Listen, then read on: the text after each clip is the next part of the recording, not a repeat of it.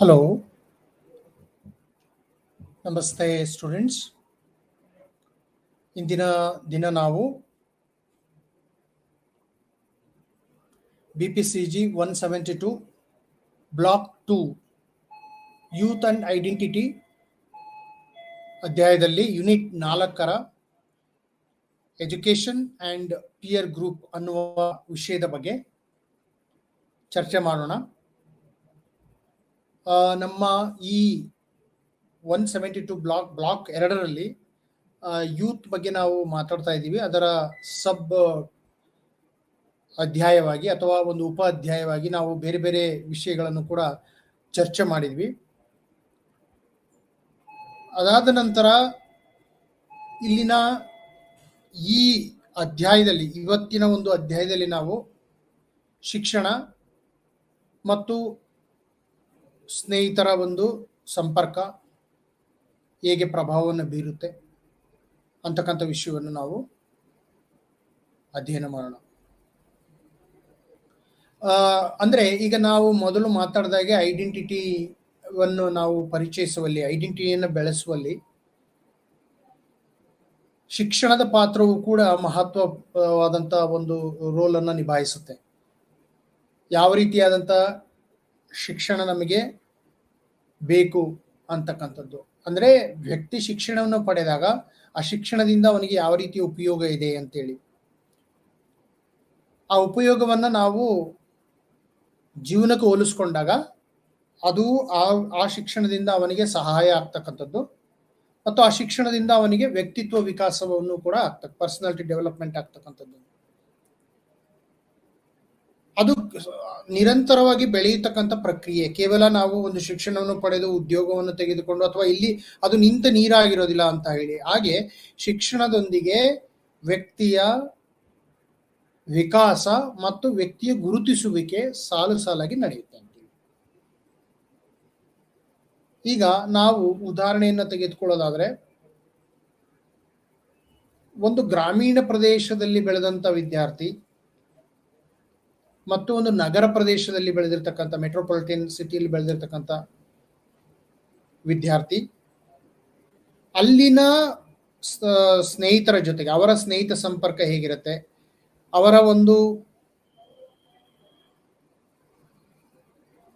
ಅವರ ಸಂಪರ್ಕದಲ್ಲಿ ಅವರಿಗೆ ಯಾವ ರೀತಿಯ ಒಡನಾಟವನ್ನು ಅವರು ಬೆಳೆಸ್ಕೊಂಡಿರ್ತಾರೆ,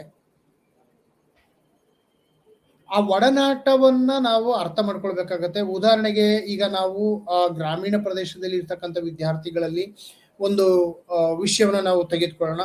ಅಲ್ಲಿ ಒಂದು ಕಮ್ಯುನಿಕೇಶನ್ ಸ್ಕಿಲ್ಸ್ ಅಂತ ನಾವು ಹೇಳ್ತೀವಿ.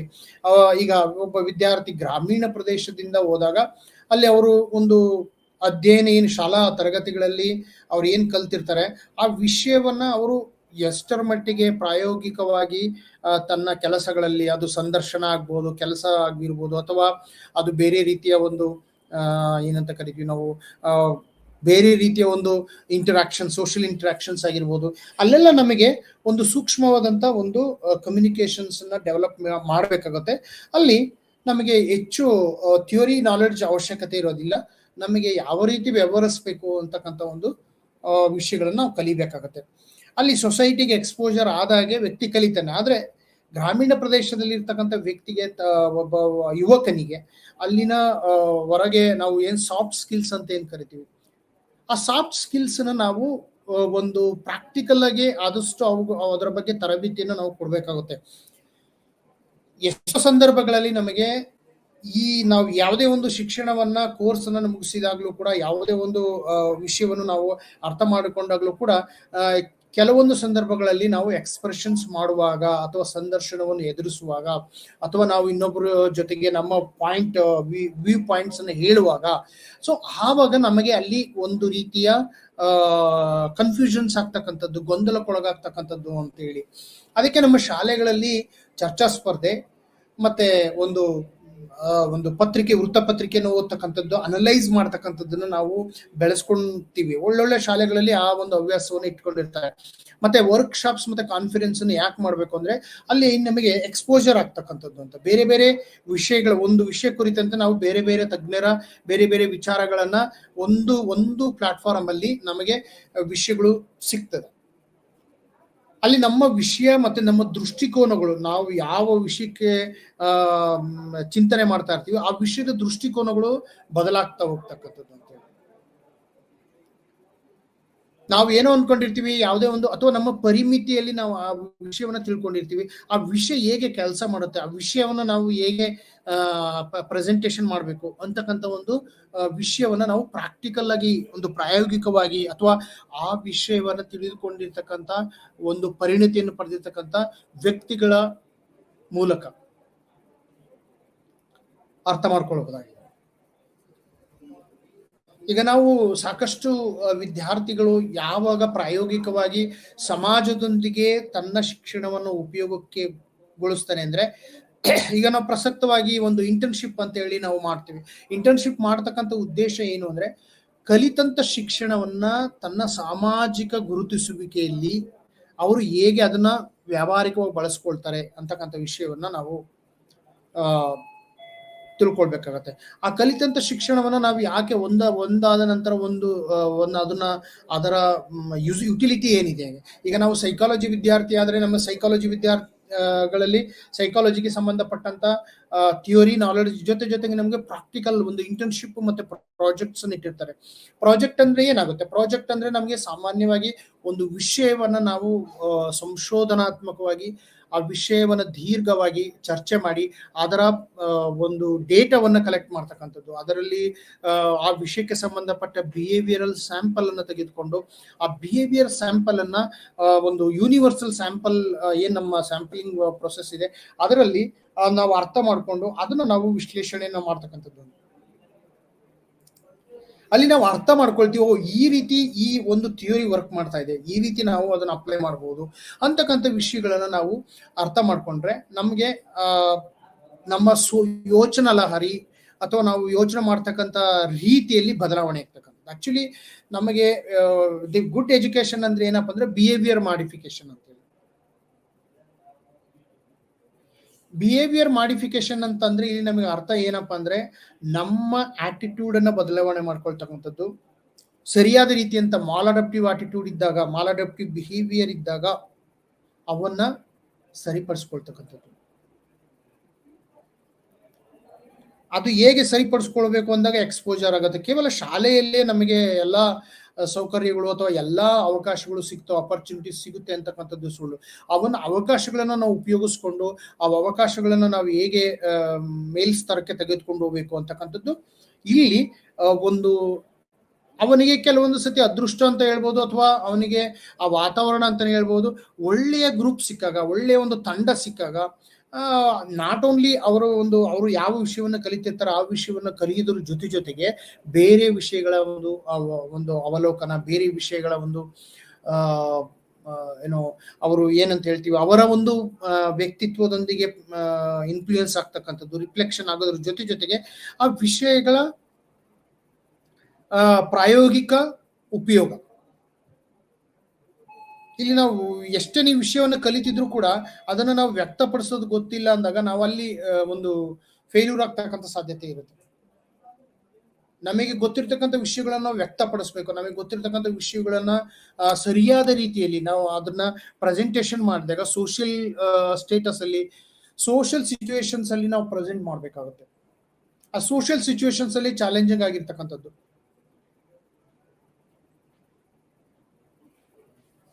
ಸೊ ಆ ಸೋಷಿಯಲ್ ಸಿಚುವೇಶನ್ಸ್ ನಾವು ಅರ್ಥ ಮಾಡ್ಕೊಳ್ಬೇಕಾಗತ್ತೆ. ಆ ಸೋಷಿಯಲ್ ಸಿಚುವೇಶನ್ಸ್ ಅಲ್ಲಿ ಬೇರೆ ಬೇರೆ ರೀತಿಯ ಸೋಷಿಯಲ್ ಸಿಚುವೇಶನ್ಸ್ ನಾವು ಫೇಸ್ ಮಾಡ್ಬೇಕಾಗತ್ತೆ.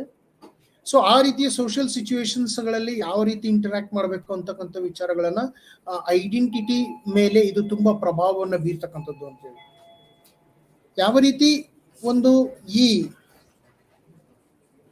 ಒಂದು ಪ್ರೊಫೆಷನಲ್ ಆಸ್ಪೆಕ್ಟ್ ಅಲ್ಲಿ ನೋಡಿದಾಗ ಆತನ ಆಯಾ ವಾತಾವರಣವನ್ನು ಬೆಳೆಸ್ಕೊಂಡು ಆ ವಾತಾವರಣದ ಒಂದು ಸಾಮಾಜಿಕ ಗುರುತಿಸುವಿಕೆ ಬೆಳೆಯುತ್ತೆ.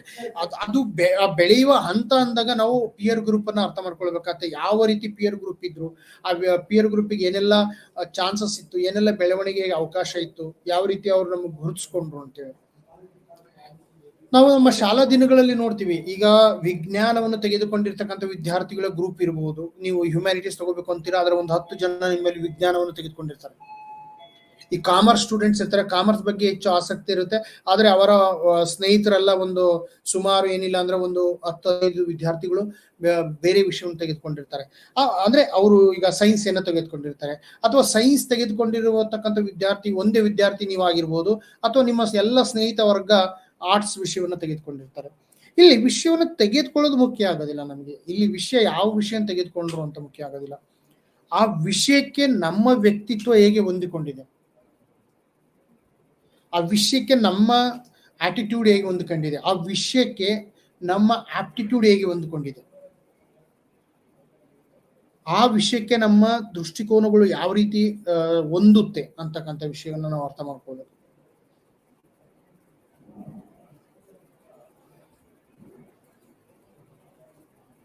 ಸೊ ಹೀಗೆ ನೋಡಿದಾಗ ಇಲ್ಲಿ ಕೇವಲ ನಾವು ಎಜುಕೇಶನ್ ಅಂತಕ್ಕಂಥದ್ದು ಒಂದು ಸುಮ್ಮನೆ ಏನೋ ಒಂದು ಶಾಲೆಯಲ್ಲಿ ಪುಸ್ತಕಗಳನ್ನ ಕಲಿತು ಮತ್ತೆ ಶಾಲೆ ಅಂಕಗಳನ್ನು ತೆಗೆದುಕೊಂಡಾಗ ಮಾತ್ರ ಯಾರಾದ್ರೂ ವ್ಯಕ್ತಿ ಲೈಫಲ್ಲಿ ಸಕ್ಸಸ್ ಆಗ್ತಾನೆ ಅಂತಕ್ಕಂಥದ್ದು ಸುಳ್ಳು. ಯಾಕೆಂತಂದಾಗ ಅಲ್ಲಿ ನಮಗೆ ಒಂದು ಇಲ್ಲ ಒತ್ತಾಯಪೂರ್ವಕವಾಗಿ ನಾವೊಂದು ಕೆಲಸವನ್ನು ತೆಗೆದುಕೊಂಡು ಅಥವಾ ಅಲ್ಲಿ ಒಂದು ಕಾಟಾಚಾರಕ್ಕೆ ಕೆಲಸವನ್ನು ಮಾಡ್ತಕ್ಕಂಥದ್ದಲ್ಲ. ಅಲ್ಲಿ ಎಕ್ಸೆಲ್ಗೆ ಅವಕಾಶ ಇರೋದಿಲ್ಲ ಅಂತೇಳಿ. ಎಕ್ಸೆಲ್ ನೀವು ಆಗ್ಬೇಕಪ್ಪ ಅಂದ್ರೆ ನೀವು ಕಲಿತಂತ ಶಿಕ್ಷಣವನ್ನ ಒಂದು ಕಾರ್ಯರೂಪಕ್ಕೆ ತರಬೇಕಾಗತ್ತೆ. ಆ ಒಂದು ಕಲಿತಂತ ಶಿಕ್ಷಣವನ್ನ ಯಾವ ರೀತಿ ನೀವು ಅದನ್ನ ದುಡಿಸ್ಕೊಳ್ತೀರಾ, ಯಾವ ರೀತಿ ಅದನ್ನ ನೀವು ಹಂತ ಹಂತವಾಗಿ ಅದನ್ನ ಉಪಯೋಗಿಸ್ಕೊಳ್ತೀರಾ ಅಂತಕ್ಕಂಥ ವಿಷಯಗಳನ್ನ ನಾವು ಯೋಚನೆ ಮಾಡ್ಬೇಕಾಗತ್ತೆ. ಸೊ ಹೀಗಾಗಿ ಈ ರೀತಿಯ ಒಂದು ಎಜುಕೇಶನ್ ಶಿಕ್ಷಣ ಅಂತ ಏನಿದೆ ಅದು ನಮ್ಮ ಎಲ್ಲಾ ಸೆಲ್ಫ್ ಕಾನ್ಸೆಪ್ಟ್ ಅನ್ನು ಬೆಳೆಸೋದ್ರ ಜೊತೆಗೆ ಸೆಲ್ಫ್ ರೆಗ್ಯುಲೇಷನ್ ಅಂತ ಏನ್ ಮಾಡ್ತೀವಿ, ನಾವು ಸ್ವತಃ ರೆಗ್ಯುಲೇಟ್ ಮಾಡ್ತೀವಿ ನಮ್ಮ ಹಂತವನ್ನ. ತಪ್ಪು ಸರಿ ಏನು, ಯಾವ ರೀತಿ ಸಾಮಾಜಿಕ ವಾತಾವರಣದಲ್ಲಿ ನಾವು ವರ್ತಿಸ್ಬೇಕು, ಇಂಥ ಎಲ್ಲಾ ವಿಚಾರಗಳನ್ನ ನಾವು ಗುರುತಿಸಿದಾಗ ನಮಗೆ ಕೆಲವೊಂದು ವಿಷಯಗಳು ಮನದಟ್ಟಾಗ್ತಕ್ಕಂಥದ್ದು ಅಂತ ಹೇಳಿ. ಎಷ್ಟೋ ವಿಷಯಗಳನ್ನ ನಾವು ಮನದಟ್ಟು ಮಾಡ್ಕೊಂಡಿರಲ್ಲ. ನಮಗೆ ಅದರ ವಿಷಯಗಳು ನಾವು ಕಲಿತಂತ ಶಾಲೆಗಳಲ್ಲಿ ಕಲಿತಕ್ಕಂಥ ಮತ್ತೆ ಮನೆಯಲ್ಲಿ ಕಲಿತಕ್ಕಂಥ ವಿಷಯಗಳು ಅದರ ಪ್ರಾಯೋಗಿಕ ರೂಪ ನಮಗೆ ಅರ್ಥ ಆಗ್ತಕ್ಕಂಥದ್ದು ನಾವು ಅದನ್ನ ಉಪಯೋಗಿಸುವ ಸಂದರ್ಭದಲ್ಲಿ ಅದರ ಉಪಯುಕ್ತತೆ ಎಷ್ಟಿದೆ, ಅದರ ಉಪಯುಕ್ತತೆ ಯಾವ ಹಂತದಲ್ಲಿ ನಾವು ಅದನ್ನ ಉಪಯೋಗಿಸ್ಕೊಳ್ತೀವಿ ಅಂತಕ್ಕಂಥ ವಿಷಯದ ಬಗ್ಗೆ ನಾವು ಅರ್ಥ ಮಾಡ್ಕೊಳ್ಬೇಕಾಗುತ್ತೆ ಫ್ರೆಂಡ್ಸ್. ಸೊ ಹಾಗೆ ನೋಡಿದಾಗ ಈ ವಿಷಯಗಳು ಅಂದ್ರೆ ಇಲ್ಲಿ ಪ್ರಾಕ್ಟಿಕಲ್, ಈಗ ಇಂಜಿನಿಯರಿಂಗ್ ವಿದ್ಯಾರ್ಥಿ ಇಂಜಿನಿಯರಿಂಗ್ ಕಾರ್ಯಕ್ಷೇತ್ರದಲ್ಲಿ ಅವರು ಯಾವ ರೀತಿ ಕೆಲಸಗಳನ್ನು ಮಾಡಬಲ್ಲರು, ಯಾವ ರೀತಿ ಸಮಾಜದಲ್ಲಿ ಒಂದು ಉದ್ಯೋಗವನ್ನು ತೆಗೆದುಕೊಂಡು ಅಲ್ಲಿ ಉಪಯುಕ್ತತೆ, ಕೇವಲ ಉದ್ಯೋಗವನ್ನು ತೆಗೆದುಕೊಳ್ಳೋದಲ್ಲ, ಅದರ ಉಪಯುಕ್ತತೆ ಮತ್ತು ಅಲ್ಲಿ ಒಂದು ಕ್ರಿಯಾಶೀಲತೆ ಎಷ್ಟಿದೆ, ಆ ಕ್ರಿಯಾಶೀಲತೆ ಇದೆಯಾ ವಿಷಯದಲ್ಲಿ, ಆ ವ್ಯಕ್ತಿ ಕ್ರಿಯಾಶೀಲತೆಯನ್ನು ಇಟ್ಕೊಂಡಿದ್ದಾನ ಅಂತಕ್ಕಂಥ ವಿಷಯಗಳನ್ನು ನಾವು ಅನಲೈಸ್ ಮಾಡ್ಬೇಕಾಗ್ತದೆ. ಏನೋ ಒಂದು ಕಾಟಾಚಾರಕ್ಕೆ ಅಥವಾ ರೊಟೀನಲ್ಲಿ ಕೆಲಸ ಮಾಡ್ತಕ್ಕಂಥದ್ದಲ್ಲ, ಅದು ಯಾಕೆ ಹಾಗಾಗ್ತದೆ ಅಂತಕ್ಕಂಥದ್ದು ದೀರ್ಘವಾಗಿ ವಿಷಯವನ್ನು ಅವಲೋಕನ ಮಾಡಬೇಕಾಗುತ್ತೆ, ದೀರ್ಘವಾಗಿ ಚರ್ಚೆಯನ್ನು ಮಾಡಬೇಕಾಗತ್ತೆ. ಹಾಗಾದ್ರೆ ಮಾತ್ರ ಆ ವಿಷಯದ ಬಗ್ಗೆ ನಮಗೆ ಒಂದು ಅರ್ಥ ಮತ್ತು ಒಂದು ಸಾಮಾಜಿಕ ಒಂದು ಗುರುತಿಸುವಿಕೆನೂ ಕೂಡ ಬೆಳೆಯುತ್ತೆ. ಅದಕ್ಕೆ ನಾವು ಮೊದಲು ಹೇಳಿದ್ದು ಒಂದು ಪಿಯರ್ ಗ್ರೂಪ್ ಅಥವಾ ಸ್ನೇಹಿತರ ಸಂಪರ್ಕ ಹಂತ ಅಂದ್ರೆ ಒಂದು ಪ್ರೈಮರಿ ಹಂತವಾಗಿರ್ತಕ್ಕಂಥದ್ದು. ಅದನ್ನ ನಾವು ಮೂಲಭೂತವಾಗಿ ಒಂದು ಪಿಯರ್ ಗ್ರೂಪ್ ಅಲ್ಲಿ ನಾವು ಏನ್ ಬೆಳಿತೀವಿ ಅಲ್ಲಿ ಸಾಮಾಜಿಕ ಕಲಿಕೆ ಶುರುವಾಗ್ತದೆ, ಸೋಷಿಯಲ್ ಲರ್ನಿಂಗ್ ಶುರುವಾಗುತ್ತೆ. ಈ ಸಾಮಾಜಿಕ ಕಲಿಕೆ ಪಿಯರ್ ಗ್ರೂಪ್ ಇಂದನೇ ಶುರುವಾಗುತ್ತೆ. ಮೊದಲು ನಾನು ಈಗಾಗಲೇ ಕುಟುಂಬದ ಬಗ್ಗೆ ನಾನು ಮಾತಾಡಿದ್ದೀನಿ. ಕುಟುಂಬದಲ್ಲಿ ನಾವು ಕುಟುಂಬದ ಯಾವ ರೀತಿಯ ಸದಸ್ಯರು ನಮ್ಮ ಮೇಲೆ ಯಾವ ರೀತಿ ಪರಿಣಾಮವನ್ನು ಬೀರ್ತಾರೆ ಅಂತಕ್ಕಂಥ ವಿಷಯದ ಬಗ್ಗೆನೂ ಕೂಡ ನಾವು ಚರ್ಚೆ ಮಾಡಿದ್ದೀವಿ. ಅದೇ ರೀತಿ ಕುಟುಂಬದಿಂದ ಹೊರಗೆ ಬಂದಾಗ ನಾವು ಎಷ್ಟು ಜನ ಮೆಂಬರ್ಸ್ ಅನ್ನ ಹೊಂದಿರ್ತಾರೆ, ನಾವು ಗ್ರೂಪ್ ಬಗ್ಗೆ ಎಲ್ಲ ಮಾತಾಡ್ತೀವಿ. ಗ್ರೂಪ್ ಅಂದಾಗ ನಾವು ಬೇರೆ ಬೇರೆ ರೀತಿಯ ಸೈಕಾಲಜಿಯಲ್ಲಿ ನಾವು ಬೇರೆ ಬೇರೆ ಗುಂಪುಗಳ ಬಗ್ಗೆನೂ ಕೂಡ ಮಾತಾಡ್ತೀವಿ. ಆ ಗುಂಪುಗಳಲ್ಲಿ ನಮಗೆ ಬೇರೆ ಬೇರೆ ರೀತಿಯ ಒಂದು ಸದಸ್ಯರು ನಮಗೆ ಸಿಗ್ತಕ್ಕಂಥದ್ದು. ಈಗ ಅದರಲ್ಲಿ ಫ್ಯಾಮಿಲಿ ಅಂತಕ್ಕಂಥದ್ದು ಒಂದು ಗ್ರೂಪ್ ಅಂತ ನಾನು ನಿಮ್ಗೆ ಈಗಾಗಲೇ ಮೊದಲೇ ಹೇಳಿದ್ದೀನಿ. ಆ ಫ್ಯಾಮಿಲಿ ಅಂತಕ್ಕಂಥ ಗ್ರೂಪ್ ಒಂದು ಪ್ರೈಮರಿ ಗ್ರೂಪ್ ಆಗಿರುತ್ತೆ. ಅಲ್ಲೂ ಕೂಡ ನಾವು ಕೆಲವೊಂದು ವಿಷಯಗಳನ್ನ ಕಲಿತೀವಿ. ಒಂದು ಇನ್ಫಾರ್ಮಲ್ ಲರ್ನಿಂಗ್ ಅಂತ ಏನ್ ಕರಿತೀವಿ, ಆ ಒಂದು ವಿಷಯಗಳನ್ನು ನಾವು ಅಲ್ಲಿ ಕಲಿತೀವಿ. ಅದೇ ರೀತಿ ಒಂದು ಫಾರ್ಮಲ್ ಆಗಿ ನಾವು ಕೆಲವೊಂದು ವಿಷಯಗಳನ್ನ ಕಲಿಬೇಕು ಅಂತ ಹೇಳಿದಾಗ, ಆ ಫಾರ್ಮಲ್ ಆಗಿ ಯಾವ ರೀತಿ ವಿಷಯಗಳು ನಮಗೆ ಕಲಿಯುತ್ತೆ ಅಂದಾಗ, ಅಲ್ಲಿ ಫಾರ್ಮಾಲಿಟಿಗೆ ಹೋದಾಗೆ ನಾವು ಕುಟುಂಬದಿಂದ ಪಿಯರ್ ಗ್ರೂಪಿಗೆ ಬರ್ತಕ್ಕಂಥದ್ದು. ಅಲ್ಲಿ ಈಗ ಉದಾಹರಣೆಗೆ ನಮ್ಮ ಸ್ನೇಹಿತರು ಅಂತ ಇಟ್ಕೊಳ್ಳೋಣ. ಈಗ ಎಷ್ಟೋ ಜನ ನಮ್ಮ ಸ್ನೇಹಿತರಲ್ಲಿ ಕೆಲವೊಂದು ವಿಷಯಗಳು ಅವರು ಹೆಚ್ಚು ಪರಿಣತಿಯನ್ನ ಪಡೆದಿರ್ತಾರೆ. ಅವರು ನಮಗೆ ಆಶ್ಚರ್ಯ ಸೂಚಕವಾಗಿ ಕೆಲವೊಂದು ವಿಷಯಗಳಲ್ಲಿ ಅವರ ಆ ಒಂದು ವೈಚಾರಿಕತೆಯನ್ನು ಬೆಳೆಸ್ಕೊಂಡಿರ್ತಾರೆ. ಅಲ್ಲಿ ನಮಗೆ ನೋಡಿದಾಗ ಅವ್ರಿಗೆ ಆಶ್ಚರ್ಯ ಆಗುತ್ತೆ, ಈ ವಿಷಯದಲ್ಲಿ ಈ ವ್ಯಕ್ತಿ ಅಥವಾ ಈ ಸ್ನೇಹಿತ ಎಷ್ಟು ಮುಂದುವರೆದಿದ್ದಾನೆ ಅಂತ. ಆ ಸಂದರ್ಭದಲ್ಲಿ ನಾವು ಅವರ ಪ್ರಭಾವಕ್ಕೆ ಒಳಗಾಗೋ ಸಾಧ್ಯತೆ ಇರುತ್ತೆ. ನೀವು ಎಷ್ಟೋ ಸಂದರ್ಭಗಳಲ್ಲಿ ನೋಡ್ಬೋದು, ಈಗ ಯಾರೋ ಒಬ್ಬರಿಗೆ ಗಿಟಾರ್ ನುಡಿಸ್ತಕ್ಕಂಥ ಹವ್ಯಾಸ ಇತ್ತು ಅಂದ್ರೆ, ಆ ಗಿಟಾರ್ ನುಡಿಸ್ತಕ್ಕಂಥ ಹವ್ಯಾಸವನ್ನು ನಾವು ಕೂಡ ಮೈಗೂಡಿಸ್ಕೊಳ್ಬೇಕಾಗುತ್ತೆ. ಬಿಕಾಸ್ ಆಫ್ ಇನ್ಫ್ಲೂಯೆನ್ಸ್, ಅವರ ಸ್ನೇಹಿತರ ಒಂದು ಪ್ರಭಾವಕ್ಕೆ ಒಳಗಾಗಿ ಅಥವಾ ಅವರಿಂದ ಆಸಕ್ತಿ ಬೆಳೆಸ್ಕೊಂಡು ನಾವು ನಮ್ಮ ಒಂದು ಹವ್ಯಾಸವನ್ನು ರೂಢಿಸ್ಕೊಳ್ತೀವಿ.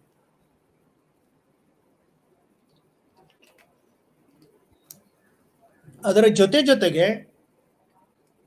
ಶಾಲಾ ಹಂತದಲ್ಲೂ ಕೂಡ ನಾವು ನಮ್ಮ ವ್ಯಕ್ತಿತ್ವವನ್ನು ಗುರುತಿಸುವಲ್ಲಿ ಶಿಕ್ಷಕರ ಪಾತ್ರನೂ ಕೂಡ ಇರುತ್ತೆ. ಈಗ ಒಂದು ವಿಷಯವನ್ನ, ಈಗ ಸೈಕಾಲಜಿಯನ್ನ ಪಾಠ ಮಾಡ್ತಕ್ಕಂಥ ಶಿಕ್ಷಕರು ನಿಮ್ಗೆ ಇಷ್ಟ ಆದ್ರೆ, ಅಥವಾ ಅವರ ಒಂದು ವ್ಯಕ್ತಿತ್ವ ಮತ್ತು ಅವರು ಮಾಡ್ತಕ್ಕಂಥ ರೀತಿ ನೀತಿ ನಿಮಗೆ ಆಸಕ್ತಿಯನ್ನು ಬೆಳೆಸಿದ್ರೆ, ನೀವು ಆ ವಿಷಯದ ಜೊತೆಗೆ ಶಿಕ್ಷಕರ ನಾವು ಇಷ್ಟಪಡ್ಲಿಕ್ಕೆ ಶುರು ಮಾಡ್ತೀರಾ. ಅವರ ಒಂದು ಅವ್ರ ಬಗ್ಗೆ ಆಸಕ್ತಿ ಬೆಳೆಸ್ಕೊಳ್ತೀರಾ. ಅವ್ರು ಮಾಡ್ತಕ್ಕಂಥ ರೀತಿ ನೀತಿಗಳ ಬಗ್ಗೆ ನೀವು ವಿಷಯವನ್ನ ಅರ್ಥ ಮಾಡ್ಕೊಳ್ತೀರಾ. ಅಂದ್ರೆ ಇಲ್ಲಿ ಏನಾಗುತ್ತೆ ಅಂದಾಗ, ಇಲ್ಲಿ ಕ್ರಿಯೇಟಿವಿಟಿ ಬರುತ್ತೆ. ಒಬ್ಬ ಶಿಕ್ಷಕನ ಪಾತ್ರ, ಆ ವಿಷಯದ ಬಗ್ಗೆ ಬೆಳಿತಕ್ಕಂಥ ಆಸಕ್ತಿ, ಇವೆಲ್ಲ ಕೂಡ ನಿಮಗೆ ಒಂದು ಸ್ಕೂಲಲ್ಲಿ, ಅದು ಒಂದು ಗ್ರೂಪ್. ನಾವು ಸ್ಕೂಲ್ ಅಂತ ಹೇಳಿದಾಗ ಅದು ಒಂದು ಗ್ರೂಪ್. ಇಲ್ಲಿ ನಮಗೆ 3 ಗ್ರೂಪ್ಸ್ಗಳ ಬಗ್ಗೆ ನಾವು ಡಿಸ್ಕಷನ್ ಮಾಡ್ಬೋದು. ಒಂದು ಕುಟುಂಬ ಅಂತೇಳಿ ನಾನು ಹಿಂದೆನೆ ಹೇಳಿದ್ದೀನಿ. ಅಲ್ಲೂ ಕೂಡ ಕುಟುಂಬ ಮತ್ತು ಶಾಲೆ ಮತ್ತು ಪಿಯರ್ ಗ್ರೂಪ್, ಈ 3 ಹಂತಗಳಲ್ಲಿ ಒಂದು ಸಾಮ್ಯತೆ ಇದೆ. ಆ ಸಾಮ್ಯತೆ ಏನಪ್ಪಾ ಅಂತ ಹೇಳಿದ್ರೆ, ಮಗು ಶಾಲೆಯಲ್ಲಿ, ಕುಟುಂಬದಲ್ಲೂ ಕೆಲವು ವಿಷಯಗಳನ್ನ ಸೂಕ್ಷ್ಮತೆಯನ್ನ ಕಲಿಯುತ್ತೆ. ಮತ್ತೆ ಎಜುಕೇಶನ್ ಅಲ್ಲೂ ಕೂಡ, ಎಜುಕೇಶನ್ ಅಂದಾಗ ಇಲ್ಲಿ ಸ್ಕೂಲಿಂಗ್ ಅಂತ ನಾವು ಹೇಳ್ಬೇಕಾಗತ್ತೆ. ಶಾಲಾ ಚಟುವಟಿಕೆಗಳಲ್ಲಿ ಏನೆಲ್ಲ ವಿಷಯಗಳನ್ನ ಕಲಿತಾರೆ, ಏನೆಲ್ಲ ವಿಷಯಗಳು ಆಸಕ್ತಿ ಅವ್ರು ಬೆಳೆಸ್ಕೊಳ್ತಾರೆ ಅಂತಕ್ಕಂಥ ಒಂದು ಇದರಲ್ಲೂ ಕೂಡ ನಮಗೆ ಒಂದು ಆಶ್ಚರ್ಯಕರವಾದಂಥ ವಿಷಯಗಳನ್ನು ನಾವು ಕಲಿಬಹುದಾಗಿದೆ. ಅದಾದ ನಂತರ ಅಲ್ಲಿ ನಮಗೆ ಒಂದು ವಿಷಯವನ್ನು ಗಮನ ಇಟ್ಟು ನೋಡಬೇಕು. ಈಗ ಸ್ಕೂಲಿಂಗ್ ಅಂತ ತಕ್ಷಣ ಬಂದಾಗ ಅಲ್ಲಿ ನಮಗೆ ಕೇವಲ ಪಠ್ಯವನ್ನ ನಡೆಸ್ತಕ್ಕಂಥ ಚಟುವಟಿಕೆಗಳೇ ಅಲ್ಲ, ಅದ್ರ ಪಠ್ಯೇತರ ಚಟುವಟಿಕೆಗಳು ಅಂತ ಇಲ್ಲಿ ಕರಿತೀವಿ ನಾವು. ಈ ಪಠ್ಯೇತರ ಚಟುವಟಿಕೆಗಳು ಅಂದ್ರೆ ಸಾಂಸ್ಕೃತಿಕ ಚಟುವಟಿಕೆಗಳಾಗಿರ್ಬೋದು,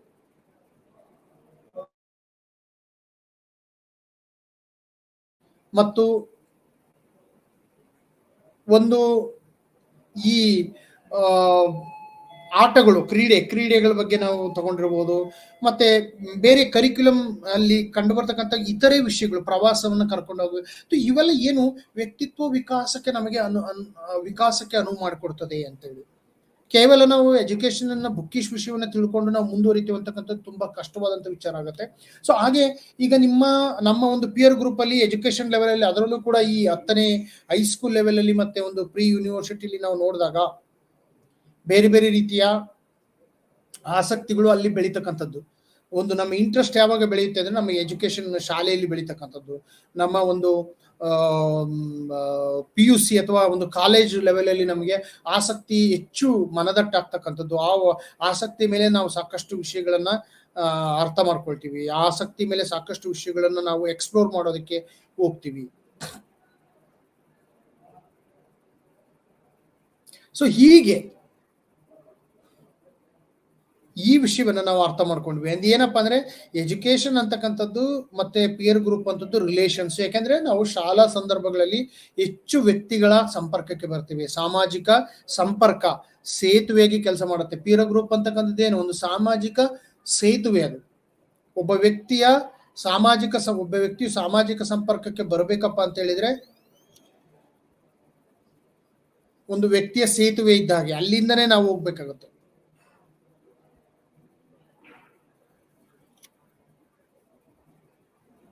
ಸೊ ವಿಷಯವನ್ನೇ ನೀವು ಅರ್ಥ ಮಾಡ್ಕೊಂಡಾಗ ಅಲ್ಲಿ ಎಷ್ಟು ವಿಷಯಗಳು ನಮಗೆ ಈ ರೀತಿಯ ಅವರ ಒಂದು ಸ್ಕಿಲ್ಸ್ ನಮಗೆ ಇನ್ಫ್ಲೂಯೆನ್ಸ್ ಆಗುತ್ತೆ, ಅವರ ಆಟಿಟ್ಯೂಡ್, ನಮ್ಮ ಫ್ರೆಂಡ್ಸ್ನ ಆಟಿಟ್ಯೂಡ್ ನಮಗೆ ಇನ್ಫ್ಲೂಯೆನ್ಸ್ ಆಗುತ್ತೆ, ನಮ್ಮ ಫ್ರೆಂಡ್ಸ್ನ ವಿಷಯಗಳು ನಮ್ಗೆ ಇನ್ಫ್ಲೂಯೆನ್ಸ್ ಆಗುತ್ತೆ. ಉದಾಹರಣೆಗೆ ನನ್ನ ಸ್ನೇಹಿತರು, ನಾನು 10ನೇ ತರಗತಿಯಲ್ಲಿ ಓದಿದ್ದೆ ಅಂತ ಇಟ್ಕೊಳ್ಳೋಣ. ಈಗ ನನ್ನ ಸ್ನೇಹಿತನೊಬ್ಬ ಯಾರೋ ಒಳ್ಳೆಯ ಒಂದು, ಅವರ ತಂದೆ ಒಳ್ಳೆಯ ಹುದ್ದೆಯಲ್ಲಿರ್ಬೋದು, ಸರ್ಕಾರಿ ಹುದ್ದೆಯಲ್ಲಿರ್ಬೋದು, ಅಥವಾ ಒಂದು ಹೆಚ್ಚು ವಿಷಯಗಳನ್ನು ತಿಳ್ಕೊಂಡಿರತಕ್ಕಂಥ ವ್ಯಕ್ತಿ ಆಗಿರ್ಬೋದು. ಆ ವ್ಯಕ್ತಿಯ ಮಗ ನನ್ನ ಸ್ನೇಹಿತನಾಗಿದ್ರೆ ಅವನು ಆ ಕೆಲವೊಂದು ವಿಷಯಗಳು, ಅವರ ತಂದೆಗೆ ಸಂಬಂಧಪಟ್ಟಂತ ಎಷ್ಟೋ ವಿಷಯಗಳನ್ನ ಅವನು ಇಲ್ಲಿ ಬಂದು ನಮ್ಮ ಜೊತೆಗೆ ಡಿಸ್ಕಷನ್ ಮಾಡ್ತಕ್ಕಂಥದ್ದು ಇರುತ್ತೆ.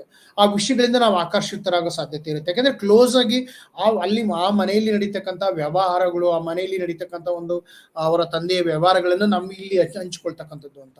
ಸೊ ಅಲ್ಲಿ ಒಂದು ಎಕ್ಸ್ಪೋಜರ್, ಪಿಯರ್ ಗ್ರೂಪ್ ಕೇವಲ ನಾವು ವಿಷಯಗಳನ್ನ, ಸಬ್ಜೆಕ್ಟ್ ಅನ್ನ ಸ್ಟಡಿ ಮಾಡ್ತಾ ಇರೋಲ್ಲ, ಅವರ ವ್ಯಕ್ತಿತ್ವಗಳನ್ನ, ಅವರ ಆಸಕ್ತಿಗಳನ್ನ, ಅವರ ಒಂದು ಇದು ಡ್ರಾಬ್ಯಾಕ್ಸ್ ಇರ್ಬೋದು, ಅಥವಾ ಒಂದು ಪ್ರಾಬ್ಲಮ್ ಸಾಲ್ವಿಂಗ್ ಸ್ಕಿಲ್ಸ್ ಇರ್ಬೋದು. ಸೊ ಒಂದು ಇಂಟರಾಕ್ಷನ್ಸ್ ನಡೀತಾ ಇರುತ್ತೆ, ಆನ್ ಗೋಯಿಂಗ್ ಇಂಟರಾಕ್ಷನ್ಸ್ ಇದು ನಡೀತಾನೆ ಇರುತ್ತೆ ಅಂತೇಳಿ.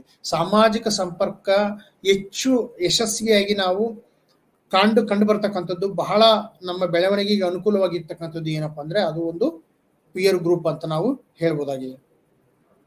ಸೊ ಹೀಗೆ ನೋಡಿದಾಗ ಇಲ್ಲಿ ನಮಗೆ ಇದು ವಿಸ್ತಾರವು, ಇಲ್ಲಿ ನಮಗೆ ಎಜುಕೇಶನ್ ಮತ್ತು ಪಿಯರ್ ಗ್ರೂಪ್ ಅಲ್ಲಿ ವ್ಯಕ್ತಿಯ ಸೋಷಿಯಲ್ ಐಡೆಂಟಿಟಿ ವಿಸ್ತಾರವಾಗ್ತಕ್ಕಂಥದ್ದು. ಮೊದಲೇ ನಾನು ಹೇಳಿದ್ದೀನಿ, ಕುಟುಂಬದಲ್ಲಿ ಅಷ್ಟರ ಮಟ್ಟಿಗೆ ಐಡೆಂಟಿಟಿ ವಿಸ್ತಾರವಾಗಿರೋದಿಲ್ಲ. ಕುಟುಂಬದಲ್ಲಿ ಇರ್ತಕ್ಕ ಒಂದು ಲಿಮಿಟೇಷನ್ಸ್ ಇರುತ್ತೆ. ಕೇವಲ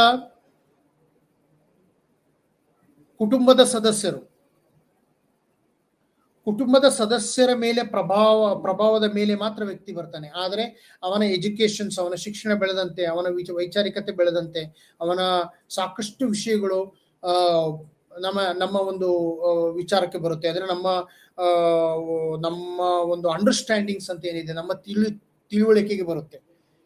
ವಿಷಯ ಬೆಳೆದಂತೆ ನಾವೀಗ ಉದಾಹರಣೆಗೆ ನಾವು ಶಾಲಾ ಕಾಲೇಜುಗಳಲ್ಲಿ 12th ಅಲ್ಲಿ ನಾವು ಓದಿರತಕ್ಕಂಥ ವಿಷಯವನ್ನು ನಾವು ಗ್ರಾಜ್ಯುಯೇಷನ್ ಬಂದಾಗ, ಈಗ ನಾವು ಸೈಕಾಲಜಿ ಮಾಡ್ತಿರ್ತೀವಿ ಅಂದ್ರೆ ನಮ್ಮ ಸೈಕಾಲಜಿಯಲ್ಲಿ ಗ್ರಾಜ್ಯುಯೇಷನ್ ಲೆವೆಲ್ ಅಲ್ಲಿ ಸಾಕಷ್ಟು ವಿಷಯಗಳನ್ನ ನಾವು ವಿಸ್ತಾರವಾಗಿ ಕಲಿತೀವಿ, ಮತ್ತೆ ಕೆಲವೊಂದು ಪ್ರಾಕ್ಟಿಕಲ್ ಅಂಶಗಳನ್ನು ನಾವು ವಿಸ್ತಾರವಾಗಿ ಕಲಿತಾ ಹೋಗ್ತೀವಿ.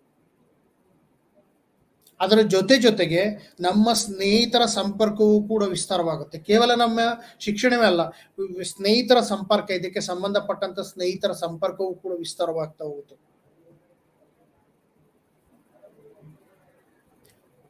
ಆ ರೀತಿಯ ಒಂದು ಸ್ನೇಹಿತರ ಸಂಪರ್ಕವನ್ನ ವಿಸ್ತಾರ ಮಾಡತಕ್ಕಂತಹ ಒಂದು ಕಾಲಘಟ್ಟ ಅಂದ್ರೆ ಅದು ಒಂದು ಎಜುಕೇಶನಲ್ ಪಿಯರ್ ಗ್ರೂಪ್ ಅನ್ನು ಬೆಳೀತಕ್ಕಂಥದ್ದು. ಅದರಲ್ಲೂ ಈ ಹೈಸ್ಕೂಲ್ ಮತ್ತು ಕಾಲೇಜ್ ಲೆವೆಲ್ ಅಲ್ಲಿ, ಈ ಟೀನೇಜ್ ಲೆವೆಲ್ ಅಲ್ಲಿ ತುಂಬಾನೇ ಮಹತ್ವದಂತ ಪಾತ್ರವನ್ನ ಅದು ವಹಿಸುತ್ತೆ ಅಂತೇಳಿ.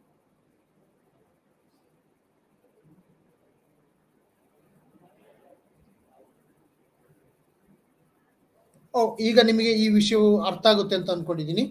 ಅಂದ್ರೆ ಇಲ್ಲಿ ವಿಸ್ತಾರವಾಗುತ್ತಾ ಹೋಗೋದ್ರ ಜೊತೆಗೆ ಇನ್ನೊಂದು ಮುಖ್ಯ ಅಂಶ ಏನಪ್ಪಾ ಅಂದ್ರೆ ಉದ್ಯೋಗ ಮತ್ತು ವೃತ್ತಿಪರತೆಯಲ್ಲಿ ಸಾಮಾಜಿಕ ಗುರುತಿಸುವಿಕೆ ಬೆಳೆಯುತ್ತೆ ಅಂತ. ಅಲ್ಲಿ ಈಗ ನಾವು ಒಂದು ಏನನ್ನು ಕಲ್ತಿದೀವಿ, ಏನೋ ಒಂದು ಶಾಲೆಯಲ್ಲಿ ಇದನ್ನ ನಾವು ಇನ್ನೊಬ್ರಿಗೆ ಏನೋ ಸಹಾಯ ಮಾಡ್ಲಿಕ್ಕೆ ಹೇಳ್ತೀವಿ, ಏನೋ ಒಂದು ವಿಷಯವನ್ನ ಹಂಚ್ಕೊಳ್ತೀವಿ, ಆ ವಿಷಯವನ್ನ ಅಂತಂದಾಗ ಅದು ಸಮಾಜಕ್ಕೆ ಒಂದು ಕೊಡುಗೆ ಆಗುತ್ತೆ, ಒಂದು ಕಾಂಟ್ರಿಬ್ಯೂಷನ್ಸ್ ಆಗುತ್ತೆ. ಆ ಕಾಂಟ್ರಿಬ್ಯೂಷನ್ ಆಗ್ತಕ್ಕಂಥದ್ದು ಯಾವಾಗ ಅಂದ್ರೆ ಅಲ್ಲಿ ನಮಗೆ ವೃತ್ತಿಪರತೆಯನ್ನು ಗುರುತಿಸ್ತಾರೆ. ಈಗ ನಾನು ಆಸ್ ಎ ಅಕಾಡೆಮಿಕ್ ಕೌನ್ಸಿಲರ್ ಆಗಿ ಕೆಲಸ ಮಾಡ್ತಾ ಇದ್ದೀನಿ ಅಂದ್ರೆ ಇಲ್ಲಿ ನನಗೆ ಒಂದು ವೃತ್ತಿಪರತೆ ಇದೆ. ಈ ವೃತ್ತಿಪರತೆ ಹೇಗೆ ಬಂದಿದೆ ಅಂದ್ರೆ ನಾನು ಈ ವಿಷಯದ ಬಗ್ಗೆ ಅಧ್ಯಯನ ಮಾಡಿದ್ದೀನಿ, ಈ ಸೈಕಾಲಜಿ ವಿಷಯದಲ್ಲಿ ಸ್ನಾತಕೋತ್ತರ ಪದವಿಯನ್ನು ಪಡೆದಿದ್ದೀನಿ. ಹಾಗೆ ಇದ್ದಾಗ ಅಲ್ಲಿನ ಒಂದು ವಿಷಯ ಅಂದ್ರೆ ನನಗೆ ಅದರ ಒಂದು ಗುರುತಿಸುವಿಕೆ ಏನಿದೆ ಅಲ್ಲಿ ನನಗೆ ಸಿಕ್ಕಿದೆ. ಇವರು ಅಕಾಡೆಮಿಕಲ್ ಕೌನ್ಸಿಲರು, ಈ ವಿಷಯವನ್ನ ಇವರು ಅಧ್ಯಯನ ಮಾಡಿದ್ದಾರೆ, ಈ ವಿಷಯದ ಬಗ್ಗೆ ನಾನು ವಿದ್ಯಾರ್ಥಿಗಳಿಗೆ ಹೇಳ್ತಾ ಇದ್ದೀನಿ, ಈ ವಿಷಯವನ್ನು ಹಂಚ್ಕೊಳ್ತಾ ಇದ್ದೀನಿ, ಇದರ ನಾಲೆಡ್ಜ್ ಅನ್ನು ಹಂಚ್ಕೊಳ್ತಾ ಇದ್ದೀನಿ ಅಂದಾಗ ಆ ಒಂದು ನಾನು ಕಲಿತಂತ ಒಂದು ಅಂಡರ್ಸ್ಟ್ಯಾಂಡಿಂಗ್ಸ್ ಏನಿದೆ ಅದು ಉಪಯೋಗಕ್ಕೆ ಬರ್ತಕ್ಕಂಥದ್ದು.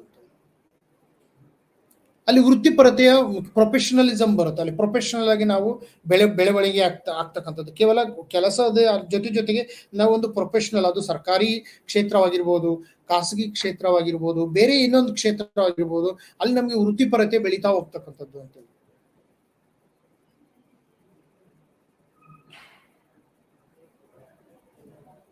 ಆ ವೃತ್ತಿಪರತೆ ನಮಗೆ ಇನ್ನೂ ನಮ್ಮ ಒಂದು ಐಡೆಂಟಿಟಿಯನ್ನ, ಇನ್ನೂ ಒಂದು ನಮ್ಮ ಸಾಮಾಜಿಕ ಗುರುತಿಸುವಿಕೆಯನ್ನ ಬೆಳೆಸ್ತಕ್ಕಂಥದ್ದು. ಅದೇ ರೀತಿ ಆ ರೀತಿಯ ಒಂದು ವೃತ್ತಿಪರತೆಯನ್ನು ನಾವು ಬೆಳೆಸ್ಕೊಳ್ಬೇಕಾಗತ್ತೆ. ಆ ವೃತ್ತಿಪರತೆ ನಮಗೆ ಬಹಳ ಮುಖ್ಯವಾದಂತ ಒಂದು ಪಾತ್ರವನ್ನ ವಹಿಸುತ್ತೆ ಅಂತೇಳಿ ಹೇಳ್ಬೋದಾಗಿದೆ ಅಂತೇಳಿ ನಾನೀಗ ನೀವು ಈ ವಿಷಯವನ್ನ ನೀವು ಒಂದು ಹಂತಕ್ಕೆ ಅರ್ಥ ಮಾಡ್ಕೊಂಡಿದ್ದೀರಾ ಅಂತ ಭಾವಿಸಿರ್ತೀನಿ. ಸೊ ಈಗ ನಮಗೆ ಇಲ್ಲಿ ಇನ್ನೂ ವಿಷಯಗಳು ಸ್ಪಷ್ಟವಾಗಿ ಮಾಡ್ಬೇಕಂದ್ರೆ, ಉದ್ಯೋಗ ಮತ್ತು ವೃತ್ತಿಪರತೆ ಅಂದ್ರೆ, ಈಗ ನಾವು ಮೂಲಭೂತವಾಗಿ ಯಾವುದೇ ಒಂದು ಉದ್ಯೋಗವನ್ನು ತೆಗೆದುಕೊಳ್ಬೇಕಪ್ಪ ಅಂದ್ರೆ ನಮಗೆ ಮೂಲಭೂತವಾಗಿ ಬೇಕಾಗಿರ್ತಕ್ಕಂಥದ್ದು ಎಜುಕೇಶನ್. ಆ ಎಜುಕೇಶನ್ ಸಂಬಂಧಪಟ್ಟ ಹಾಗೆ ಆ ಎಜುಕೇಶನ್ ಯಾವ ರೀತಿ ನಮಗೆ ಹೆಲ್ಪ್ ಮಾಡುತ್ತೆ, ಯಾವ ರೀತಿ ನಮಗೆ ಮುಂದಿನ ವಿಷಯಕ್ಕೆ ಅನುಕೂಲ ಮಾಡಿಕೊಡ್ತದೆ ಅಂತಕ್ಕಂಥ ಎಲ್ಲ ವಿಚಾರಗಳನ್ನು ನಾವು ಅರ್ಥ ಮಾಡ್ಕೊಳ್ಬೇಕಾಗುತ್ತೆ.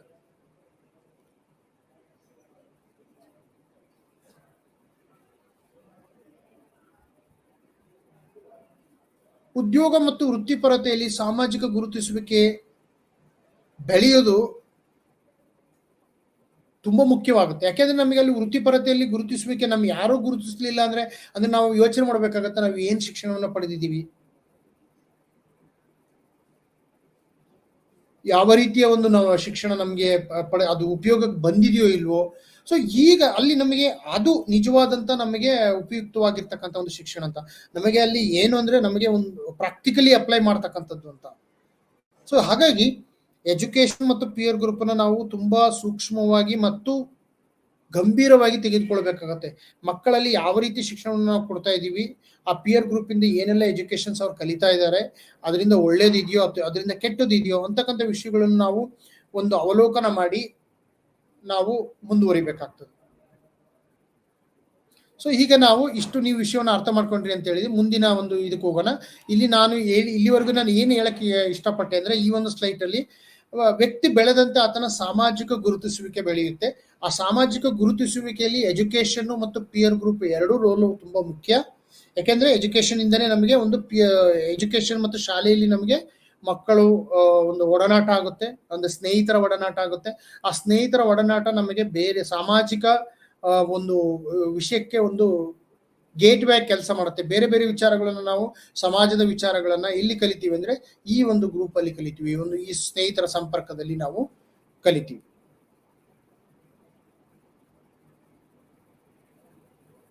ಸೊ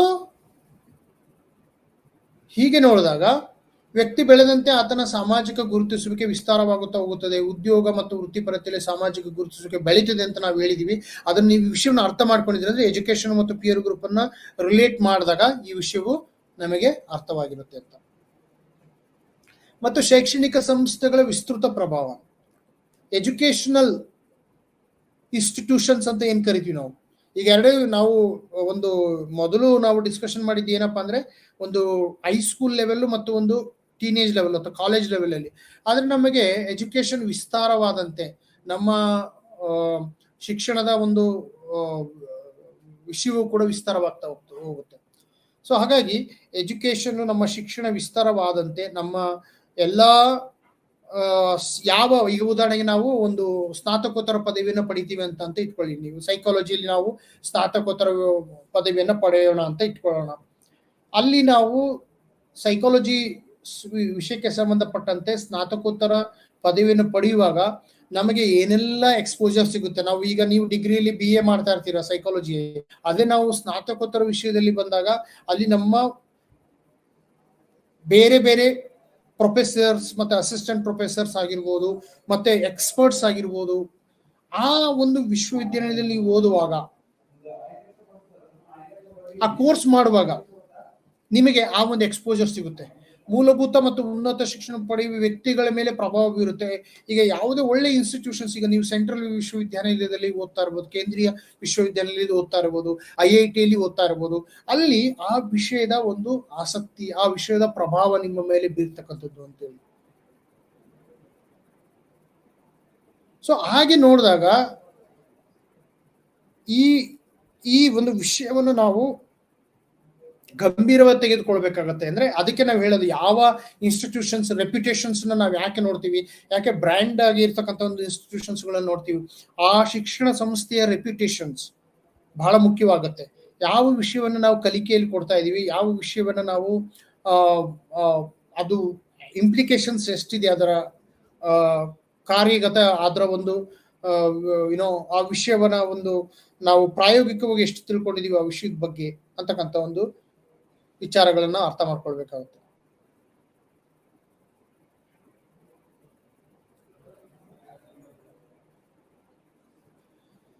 ಅಂದ್ರೆ ಇಲ್ಲಿ ವಿಸ್ತೃತ ಪ್ರಭಾವ ಅನ್ನುವ ಮಾತಿನ ಅರ್ಥ ಏನಾಗುತ್ತೆ ಅಂದ್ರೆ ಅಲ್ಲಿ ವೈಡ್ ರೇಂಜ್ ನಮಗೆ ಎಕ್ಸ್ಪೀರಿಯನ್ಸ್ ಬೀಳುತ್ತೆ. ವೈಡ್ ರೇಂಜ್ ಯಾವ ರೀತಿ ಬರುತ್ತೆ ಅಂದ್ರೆ ನಾವು ಪ್ರೊಫೆಸರ್ಸ್ ಅಂದ್ರೆ ಅದರ ವಿಷಯವನ್ನು ತಿಳಿದುಕೊಂಡಿರ್ತಕ್ಕಂಥ ಪರಿಣತರ ಒಂದು ಪ್ರಭಾವಕ್ಕೆ ಬರುತ್ತೆ. ಮತ್ತೆ ಅಲ್ಲಿ ಆ ಶಾಲೆಯಲ್ಲಿ, ಆ ಪ್ರಯೋಗ ಶಾಲೆಯಲ್ಲಿ ಕಂಡಕ್ಟ್ ಮಾಡ್ತಕ್ಕಂಥ ಒಂದು ಪ್ರಯೋಗ ಶಾಲೆಯಲ್ಲಿ ಯಾವ ರೀತಿ ಒಂದು ನಮಗೆ ಎಕ್ಸ್ಪೋಜರ್ ಸಿಗ್ತದೆ, ಅದು ಎಕ್ಸ್ಪೆರಿಮೆಂಟ್ ಆಗಿರ್ಬೋದು ಅಥವಾ ಸೈಕಾಲಜಿಕಲ್ ಟೆಸ್ಟಿಂಗ್ ಆಗಿರ್ಬೋದು, ಆ ತರ ವಿಷಯವನ್ನು ನೋಡಿದಾಗ ಇಲ್ಲಿ ನಮಗೆ ಸಾಕಷ್ಟು ವಿಷಯಗಳು ನಮಗೆ ವಿಚಾರವು ಕಂಡು ಬರ್ತಕ್ಕಂಥದ್ದು ಅಂತ. ಇದು ವಿಸ್ತೃತ ಅಂತಕ್ಕಂಥದ್ದಲ್ಲಿ ವ್ಯಕ್ತಿಯಲ್ಲಿ ಇಲ್ಲಿ ತುಂಬಾ ಇಲ್ಲಿ ನಮಗೆ ಐಡೆಂಟಿಟಿ ತುಂಬಾ ಜೋರಾಗಿ ಬೆಳೆಯುತ್ತೆ. ಯಾಕೆಂದ್ರೆ ನಾವು ಈಗ ಉದಾಹರಣೆಗೆ ನಾವು ಯಾವುದೋ ಒಂದು ವಿಷಯವನ್ನ ಆಸಕ್ತಿ ಅಪ್ಲೈಡ್ ಸೈಕಾಲಜಿ ವಿಷಯವನ್ನ ನಾವು ತೆಗೆದುಕೊಂಡಿದ್ದೀವಿ ಅಂತ ಇಟ್ಕೊಳ್ಳೋಣ. ಒಂದು ಅಪ್ಲೈಡ್ ಸೈಕಾಲಜಿಲಿ ನೀವು MA ಮಾಡ್ತಾ ಇದ್ರೆ ಆ ವಿಷಯದ ಬಗ್ಗೆ ವಿಷಯದ ಅರಿವಿನ ಬಗ್ಗೆ ನಿಮಗೆ ನೀವು ಪಾಠವನ್ನು ಕಲಿಯೋದ್ರ ಜೊತೆಗೆ ಎಕ್ಸ್ಪರ್ಟ್ಸ್ಗಳ ಜೊತೆಗೆ ಡಿಸ್ಕಷನ್ ಮಾಡಿದಾಗ, ಚರ್ಚೆ ಮಾಡಿದಾಗ ನಿಮಗೆ ಆ ವಿಷಯದ ಜ್ಞಾನ ಗೊತ್ತಾಗುತ್ತೆ. ನಿಮಗೆ ಆ ವಿಷಯದ ಜ್ಞಾನ ನಿಮಗೆ ಹೆಚ್ಚು ವಿಷಯದ ಬಗ್ಗೆ ಅರಿವು ಬರತಕ್ಕಂಥದ್ದು ಅಂತೇಳಿ ಅದಕ್ಕೆ ನಾವು ಶಾಲಾ ದಿನಗಳಲ್ಲಿ ಅಥವಾ ದೊಡ್ಡ ದೊಡ್ಡ ಸಂಸ್ಥೆಗಳ ಶಿಕ್ಷಣ ಸಂಸ್ಥೆಗಳಲ್ಲಿ ವರ್ಕ್ಶಾಪ್ಸ್ ಅನ್ನ ನಾವು ಯಾಕೆ ಕಂಡಕ್ಟ್ ಮಾಡ್ತೀವಿ ಅಂದ್ರೆ ಇದೇ ಕಾರಣಕ್ಕೋಸ್ಕರ ನಾವು ವರ್ಕ್ಶಾಪ್ಸ್ ಅನ್ನ ಕಂಡಕ್ಟ್ ಮಾಡ್ತೀವಿ. ವರ್ಕ್ಶಾಪ್ಸ್ ಆಗಿರ್ಬೋದು, ಸಿಂಪೋಸಿಯಂ ಆಗಿರ್ಬೋದು, ಕಾನ್ಫರೆನ್ಸ್ ಆಗಿರ್ಬೋದು, ಇವು ಏನಾಗುತ್ತೆ ಅಂದ್ರೆ ಇಲ್ಲಿ ಪರಿಣತರ ಪ್ರೊಫೆಷನಲ್ಸ್ಗಳ ಒಂದು ಸಂಪರ್ಕಕ್ಕೆ ಬಂದಿರೋದ್ರಿಂದ ನಮಗೆ ಹೆಚ್ಚು ವಿಷಯಗಳು ನಮಗೆ ನಮ್ಮ ಒಂದು ಅರಿವಿಗೆ ಬರ್ತಕ್ಕಂಥದ್ದು ಅಂತೇಳಿ.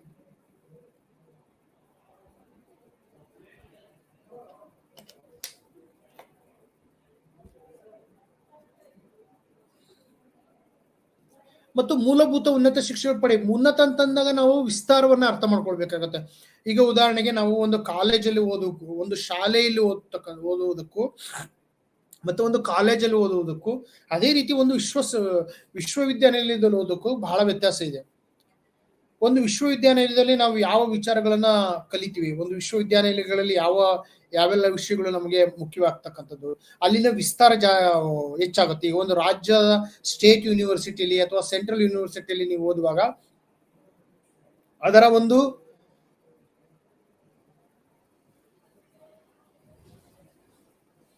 ಶೈಕ್ಷಣಿಕ ಸಂಸ್ಥೆಗಳಲ್ಲಿ ನಾವು ಆ ರೀತಿ ಅಲ್ಲಿ ವಿಸ್ತಾರ ತುಂಬಾ, ಅಲ್ಲಿ ನಮಗೆ ಕಾನ್ಫರೆನ್ಸ್ ಆಗಿರ್ಬೋದು, ಅಲ್ಲಿ ಬೇರೆ ಬೇರೆ ವಿಚಾರಗಳು ಅಲ್ಲಿ ನಮಗೆ ಸಾಕಷ್ಟು ವಿಷಯಗಳು ಸಿಗುತ್ತೆ ಕಂಪೇರ್ ಟು ನಮಗೆ ಶಾಲೆಯಲ್ಲಿ ಒಂದು ಲಿಮಿಟ್ ಇರುತ್ತೆ. ಬಟ್ ಬೆಳೆದಾಗೆ ನಮಗೆ ವ್ಯಕ್ತಿಗಳ ಸಂಪರ್ಕ ಮತ್ತೆ ನಮ್ಮ ಶಿಕ್ಷಣವೂ ಕೂಡ ಬೆಳೀತಾ ಹೋಗ್ತದೆ, ನಮ್ಮ ನಾಲೆಡ್ಜ್ ಕೂಡ ಬೆಳೀತಾ ಹೋಗ್ತದೆ. ಉದಾಹರಣೆಗೆ ನಾವು PhD ಮಾಡ್ತಕ್ಕಂಥದ್ದು ಅಥವಾ MA ಮಾಡ್ತಕ್ಕಂಥದ್ದಾಗ್ಲಿ, ಒಂದು ವಿಷಯದ ಬಗ್ಗೆ ಸಂಶೋಧನೆಗಳನ್ನು ಬೆಳೆಸ್ಕೊಳ್ತಕ್ಕಂಥದ್ದಾಗ್ಲಿ ಬೆಳೀತಾ ಹೋಗ್ತದೆ.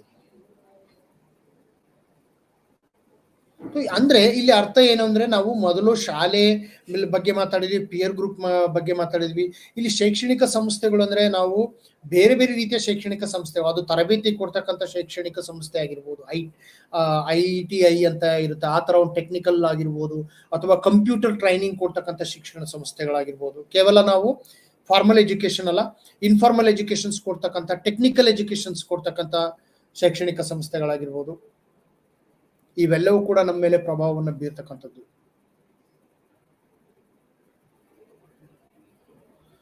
ಸೊ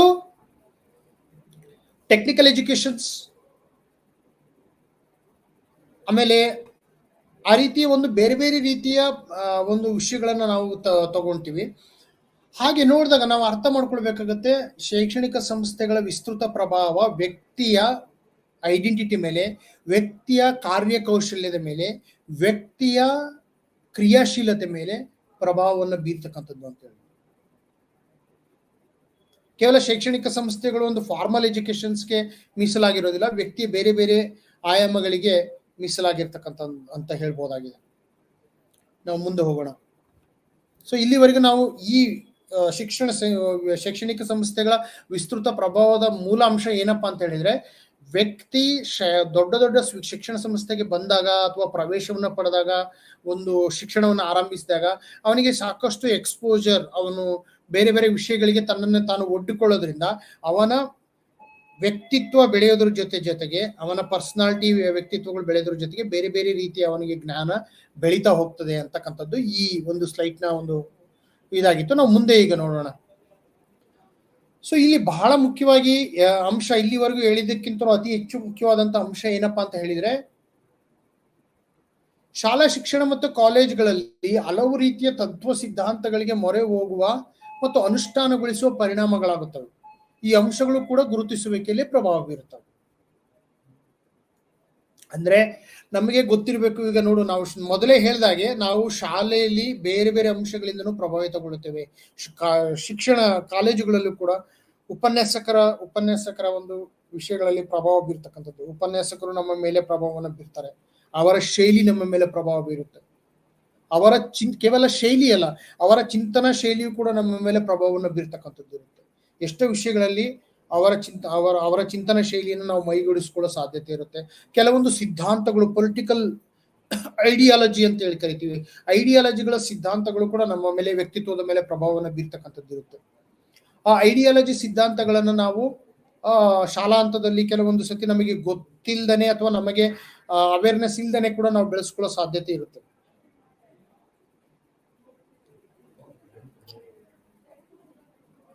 ಸೊ ನಾವು ಇದು ವಿಷಯವನ್ನ ನೀವು ದೀರ್ಘವಾಗಿ ಆ ವಿಷಯದ ಬಗ್ಗೆ ನಾವು ಅರ್ಥ ಮಾಡ್ಕೊಂಡಾಗ ಇದರ ಒಂದು ಪ್ರಭಾವ ನಮ್ಮ ಮೇಲೆ ಗೊತ್ತಾಗುತ್ತೆ, ಯಾವ ರೀತಿ ನಾವು ಬೇರೆ ಬೇರೆ ರಾಜಕೀಯ ಸಿದ್ಧಾಂತಗಳ ಪ್ರಭಾವಕ್ಕೆ ಒಳಗಾಗ್ತೀವಿ ಅಂತೇಳಿ. ಸಾಮಾನ್ಯವಾಗಿ ಈ ರೀತಿಯ ರಾಜಕೀಯ ಸಿದ್ಧಾಂತಗಳು ಕೆಲವೊಂದು ಸತಿ ಋಣಾತ್ಮಕವಾದಂತಹ ಒಂದು ಪರಿಣಾಮವನ್ನು ಬೀರ್ಬೋದು, ಮತ್ತೆ ಕೆಲವೊಂದು ಸಂದರ್ಭಗಳಲ್ಲಿ ಧನಾತ್ಮಕವಾದಂತಹ ಒಂದು ಸಂದರ್ಭವನ್ನು ನಾವು ಸೃಷ್ಟಿಸಬಹುದು. ಆದ್ರೆ ಇಲ್ಲಿ ನಾವೇನಪ್ಪ ಅಂದ್ರೆ, ಎಲ್ಲಾ ವಿಷಯಗಳಲ್ಲೂ ಕೆಲವೊಂದು ಅಡ್ವಾಂಟೇಜಸ್ ಮತ್ತೆ ಡಿಸ್ಅಡ್ವಾಂಟೇಜಸ್ ಇರೋದ್ರಿಂದ ನಾವು ಅರ್ಥ ಮಾಡ್ಕೊಳ್ಳೋದು ಏನಪ್ಪಾ ಅಂತಂದ್ರೆ, ಈ ಶಾಲಾ ಮತ್ತು ಕಾಲೇಜುಗಳಲ್ಲಿ ಈ ರೀತಿಯ ಸಿದ್ಧಾಂತದ ಪ್ರಭಾವವು ಬೆಳೆಯುತ್ತೆ ಅಂತೇಳಿ. ಸೊ ಹಾಗಾಗಿ ಈ ಒಂದು ವಿಷಯವನ್ನ ನಾವು ಈ ಶಾಲಾ ಮತ್ತು ಕಾಲೇಜುಗಳಲ್ಲಿ ತುಂಬಾ ಎಚ್ಚರಿಕೆ ವಹಿಸ್ಬೇಕಾಗುತ್ತೆ.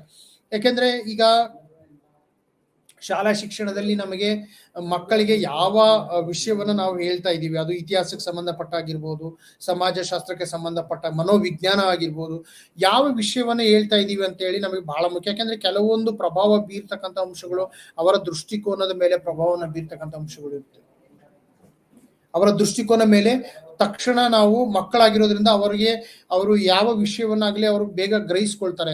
ಸೊ ಹಾಗಾಗಿ ಅವ್ರನ್ನ ಒಂದು ಬ್ರೈನ್ ವಾಶ್ ಮಾಡ್ತಕ್ಕಂಥ ಚಾನ್ಸಸ್ ಇರುತ್ತೆ. ಸೊ ಆದಷ್ಟು ನಾವು ಅದರಿಂದ ಶಾಲಾ ಒಂದು ಶಿಕ್ಷಣದಲ್ಲಿ ಕನ್ಸ್ಟ್ರಕ್ಟಿವ್ ಆಗಿರ್ತಕ್ಕಂಥ ವಿಚಾರಗಳನ್ನ ನಾವು ಬೆಳೆಸ್ಕೊಳ್ಬೇಕಾಗತ್ತೆ. ಮಕ್ಕಳಲ್ಲಿ ಒಂದು ಕನ್ಸ್ಟ್ರಕ್ಟಿವ್ ಆಗಿರ್ಬೇಕು, ಒಂದು ರಚನಾತ್ಮಕವಾದಂತ ಒಂದು ವಿಷಯವನ್ನ ಬೆಳೆಸ್ಕೊಳ್ಬೇಕಾಗತ್ತೆ. ಸೊ ಹಾಗಾಗಿ ಆ ವಿಚಾರದಲ್ಲಿ ನಾವು ಗಮನ ಕೊಟ್ಟು ಒಂದು ಅದರ ವಿಷಯವನ್ನು ನಾವು ಕೂಡ ತಿಳ್ಕೊಳ್ಬೇಕಾಗತ್ತೆ, ಅದರ ಮೂಲ ಏನು ಅಂತೇಳಿ. ಇವನ್ ಕಾಲೇಜು ಹಂತಕ್ಕೆ ಹೋದಾಗ ಹೆಚ್ಚು ನಮಗೆ ಈ ರಾಜಕೀಯ ಸಿದ್ಧಾಂತಗಳು, ಪೊಲಿಟಿಕಲ್ ಥಿಯರೀಸ್ ಮತ್ತು ಐಡಿಯಾಲಜಿಸ್ಗಳ ಬಗ್ಗೆ ಹೆಚ್ಚು ವಿಷಯ ಬರುತ್ತೆ. ಸೊ ಅಲ್ಲಿ ನಮಗೆ ಆದಷ್ಟು ವ್ಯಕ್ತಿಯ ಒಂದು ಸೆಕ್ಯುಲರ್ ಅಲ್ಲಿ ಅಥವಾ ನಮಗೆ ಒಂದು ಯಾವುದೇ ಎಕ್ಸ್ಟ್ರೀಮ್ ಸಿದ್ಧಾಂತಗಳಿಗೆ ಪ್ರಭಾವಕ್ಕೊಳಗಾಗದೇನೆ ನಮ್ಮ ಶಿಕ್ಷಣಕ್ಕೆ ಅನುಗುಣವಾಗಿ ರಚನಾತ್ಮಕವಾಗಿರ್ತಕ್ಕಂಥ ಒಂದು ವಿಷಯಗಳ ಬಗ್ಗೆ ಹೆಚ್ಚು ಗಮನ ಕೊಟ್ಟರೆ ಒಳ್ಳೇದಾಗುತ್ತೆ. ಯಾಕೆಂದ್ರೆ ಅದರ ರಾಜಕೀಯ ಸಿದ್ಧಾಂತಗಳ ಪ್ರಭಾವ ಶಿಕ್ಷಕರ ದೃಷ್ಟಿಯಿಂದ, ಅವರ ದೃಷ್ಟಿಕೋನದಿಂದಲೂ ನಾವು ಪ್ರಭಾವಕ್ಕೆ ಒಳಗಾಗೋ ಸಾಧ್ಯತೆಗಳು ಇರುತ್ತೆ. ಮತ್ತೆ ಕೆಲವೊಂದು ಸಂದರ್ಭಗಳಲ್ಲಿ ಅವು ಪೂರಕವಾಗಿರ್ಬೋದು ಅಥವಾ ಮಾರಕವಾಗಬಹುದು. ಅದು ಡಿಪೆಂಡಿಂಗ್ ಅಪಾನ್ ದ ಸಿಚುವೇಶನ್ಸ್ ಅಥವಾ ಕಂಟೆಕ್ಸ್ಟ್ ಅಂತ ನಾವು ಹೇಳ್ಬೋದಾಗಿದೆ. ಸೊ ಇಲ್ಲಿ ನೀವೀಗ ರಾಜಕೀಯ ಸಿದ್ಧಾಂತಗಳ ಪ್ರಭಾವಗಳನ್ನು ನಾವು ಅರ್ಥ ಮಾಡ್ಕೊಂಡ್ವಿ. ಅಂದ್ರೆ ಬೇರೆ ಬೇರೆ ಶಾಲಾ ಶಿಕ್ಷಣ ಅಥವಾ ಕಾಲೇಜುಗಳಲ್ಲಿ ಕೆಲವು ಶಿಕ್ಷಕರ ಕಾರಣದಿಂದ ಮತ್ತು ಅವರ ಕೆಲವು ಬೇರೆ ಪ್ರಭಾವಗಳಿಂದನೂ ಕೂಡ ಕೆಲವೊಂದು ರಾಜಕೀಯ ಐಡಿಯಾಲಜಿಯನ್ನು ನಾವು ಬೆಳೆಸ್ಕೊಳ್ತೀವಿ.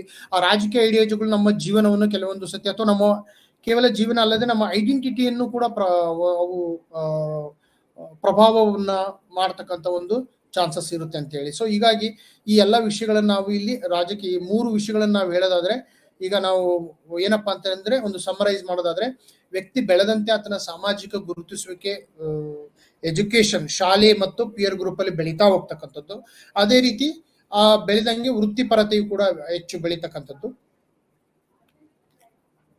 ಹಾಗೆ ಮುಂದುವರೆದು ನಾವು ಶೈಕ್ಷಣಿಕ ಸಂಸ್ಥೆಗಳ ವಿಸ್ತೃತ ಪ್ರಭಾವ ಅಂತ ಹೇಳಿ, ಶೈಕ್ಷಣಿಕ ಸಂಸ್ಥೆಗಳ ವಿಸ್ತೃತ ಪ್ರಭಾವವನ್ನು ನಾವು ಅರ್ಥ ಮಾಡ್ಕೊಳ್ಬೇಕಪ್ಪ ಅಂದ್ರೆ, ಈ ಶೈಕ್ಷಣಿಕ ಸಂಸ್ಥೆಗಳ ಮೂಲಭೂತ ಮತ್ತು ಉನ್ನತ ಶಿಕ್ಷಣಗಳನ್ನು ಪಡೆಯುವಾಗ ವ್ಯಕ್ತಿ ಪ್ರಭಾವಕ್ಕೆ ಒಳಗಾಗ್ತಕ್ಕಂಥದ್ದು. ಯಾಕೆಂದ್ರೆ ಆ ಶಿಕ್ಷಣ ಸಂಸ್ಥೆಯಲ್ಲಿ ಅವೈಲೇಬಲ್ ಇರ್ತಕ್ಕಂಥ ಸ್ಟಡಿ ಮೆಟೀರಿಯಲ್ ಆಗಿರ್ಬೋದು, ಮತ್ತೆ ಥಾಟ್ಸ್ ಪ್ರೊಸೆಸ್ ಆಗಿರ್ಬೋದು, ಮತ್ತೆ ರಿಸೋರ್ಸ್ ಪರ್ಸನ್ ಆಗಿರ್ಬೋದು, ಮತ್ತೆ ಅವರ ಒಂದು ಒಡನಾಟ ಆಗಿರ್ಬೋದು, ಇವೆಲ್ಲ ವಿಷಯಗಳು ಕೂಡ ಪ್ರಭಾವವನ್ನ ಬೀರ್ತಕ್ಕಂಥದ್ದು ಅಂತ ಹೇಳಿ.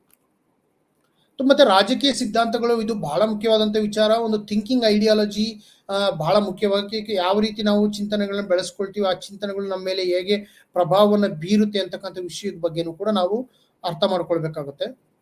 ಅದೇ ರೀತಿ ನಾವು ಇನ್ನೊಂದು ಪ್ರಮುಖವಾದಂತಹ ಅಂಶವನ್ನ ನೋಡೋಣ. ಅದೇನಪ್ಪ ಅಂದ್ರೆ ಆರ್ಥಿಕ ದೃಷ್ಟಿಕೋನ ಅಂತ ಹೇಳಿ.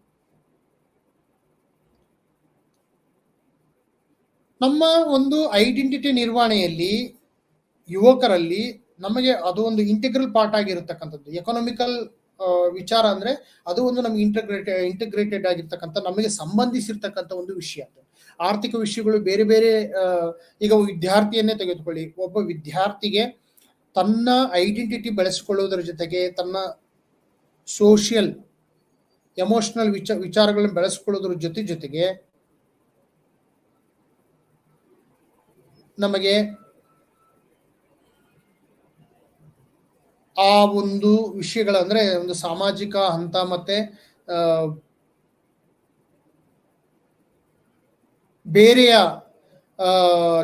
ಖರ್ಚು ಮತ್ತು ವೆಚ್ಚಗಳಾಗಿರ್ಬೋದು, ಓವರ್ ಆಲ್ ಒಂದು ನಮ್ಮ ಪರ್ಸನಾಲಿಟಿಗೆ ಸಂಬಂಧಪಟ್ಟಂತ ಮ್ಯಾನೇಜ್ಮೆಂಟ್, ಫೈನಾನ್ಷಿಯಲ್ ಮ್ಯಾನೇಜ್ಮೆಂಟ್ ಅಂತ ಏನ್ ಕರಿತೀವಿ, ಅಲ್ಲಿ ಯಾವ ರೀತಿ ದೃಷ್ಟಿಕೋನಗಳು ನಮಗೆ ಬೆಳೆಯುತ್ತೆ, ಅಥವಾ ಎಷ್ಟು ನಮ್ಮ ಆದಾಯವನ್ನು ಹೇಗೆ ಬೆಳೆಸ್ಕೊಳ್ಬೇಕು, ಓವರ್ ಆಲ್ ಆರ್ಥಿಕತೆಯ ಮೇಲೆ ಅಥವಾ ಒಂದು ಆರ್ಥಿಕ ವ್ಯವಹಾರಗಳ ಮೇಲೆ ನಮ್ಮ ಯೋಚನೆಗಳು ಏನಿರುತ್ತೆ, ಈ ಎಲ್ಲ ವಿಚಾರಗಳು ನಮ್ಮ ದೃಷ್ಟಿಕೋನವನ್ನ, ಆರ್ಥಿಕ ದೃಷ್ಟಿಕೋನವನ್ನ ಪ್ರಭಾವ ಬೀರುತ್ತೆ.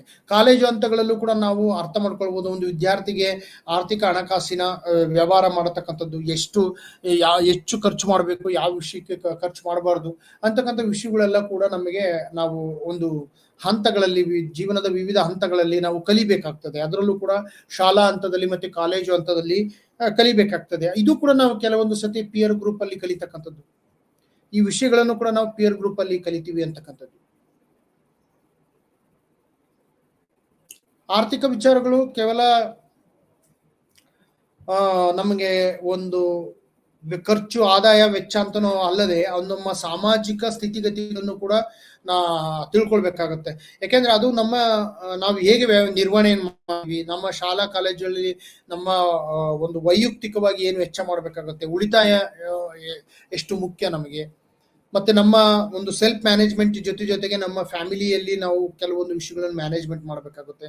ಸೊ ಈ ಎಲ್ಲ ವಿಚಾರಗಳನ್ನ ನಾವು ಗಣನೆಗೆ ತೆಗೆದುಕೊಂಡು ವಿಷಯವನ್ನ ಅರ್ಥ ಮಾಡ್ಕೊಳ್ಬೇಕಾಗುತ್ತೆ.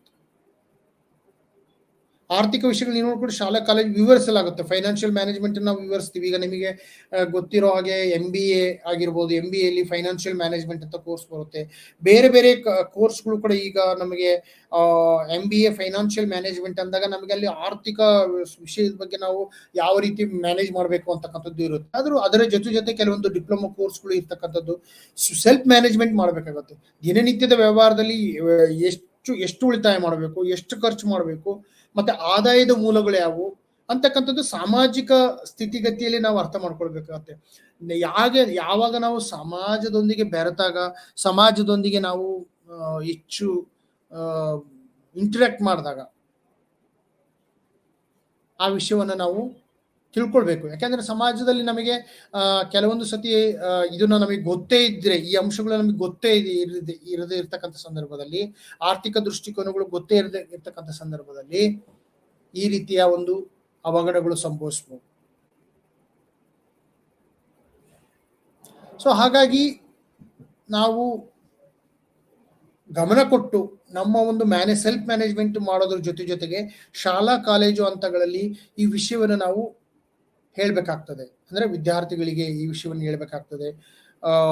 ಮಕ್ಕಳಿಗೂ ಕೂಡ ಈ ವಿಷಯ ಬೆಳೆಸ್ಬೇಕು. ಈ ಹಂತದಲ್ಲಿ ಬೆಳೆಸಿದಾಗ ಅವರಿಗೆ ಒಂದು ಆರ್ಥಿಕ ವಿಷಯ, ನಮ್ಮ ಸಾಮಾಜಿಕ ದೃಷ್ಟಿಯಲ್ಲಿ ಯಾವ ರೀತಿ ಉಳಿತಾಯವನ್ನು ಮಾಡಬೇಕು, ಯಾವ ರೀತಿ ನಮ್ಮ ಭವಿಷ್ಯಕ್ಕೆ ದುಡ್ಡನ್ನು ನಾವು ಹೊಂದಿಸ್ಕೊಳ್ಬೇಕು, ಅಥವಾ ಇನ್ನು ಅದು ಒಂದು ನಮಗೆ ಅರ್ಥಶಾಸ್ತ್ರ ನಮ್ಮ ಈ ಐಡೆಂಟಿಟಿಯ ಹೊರತಾಗಿ ಏನಿಲ್ಲ.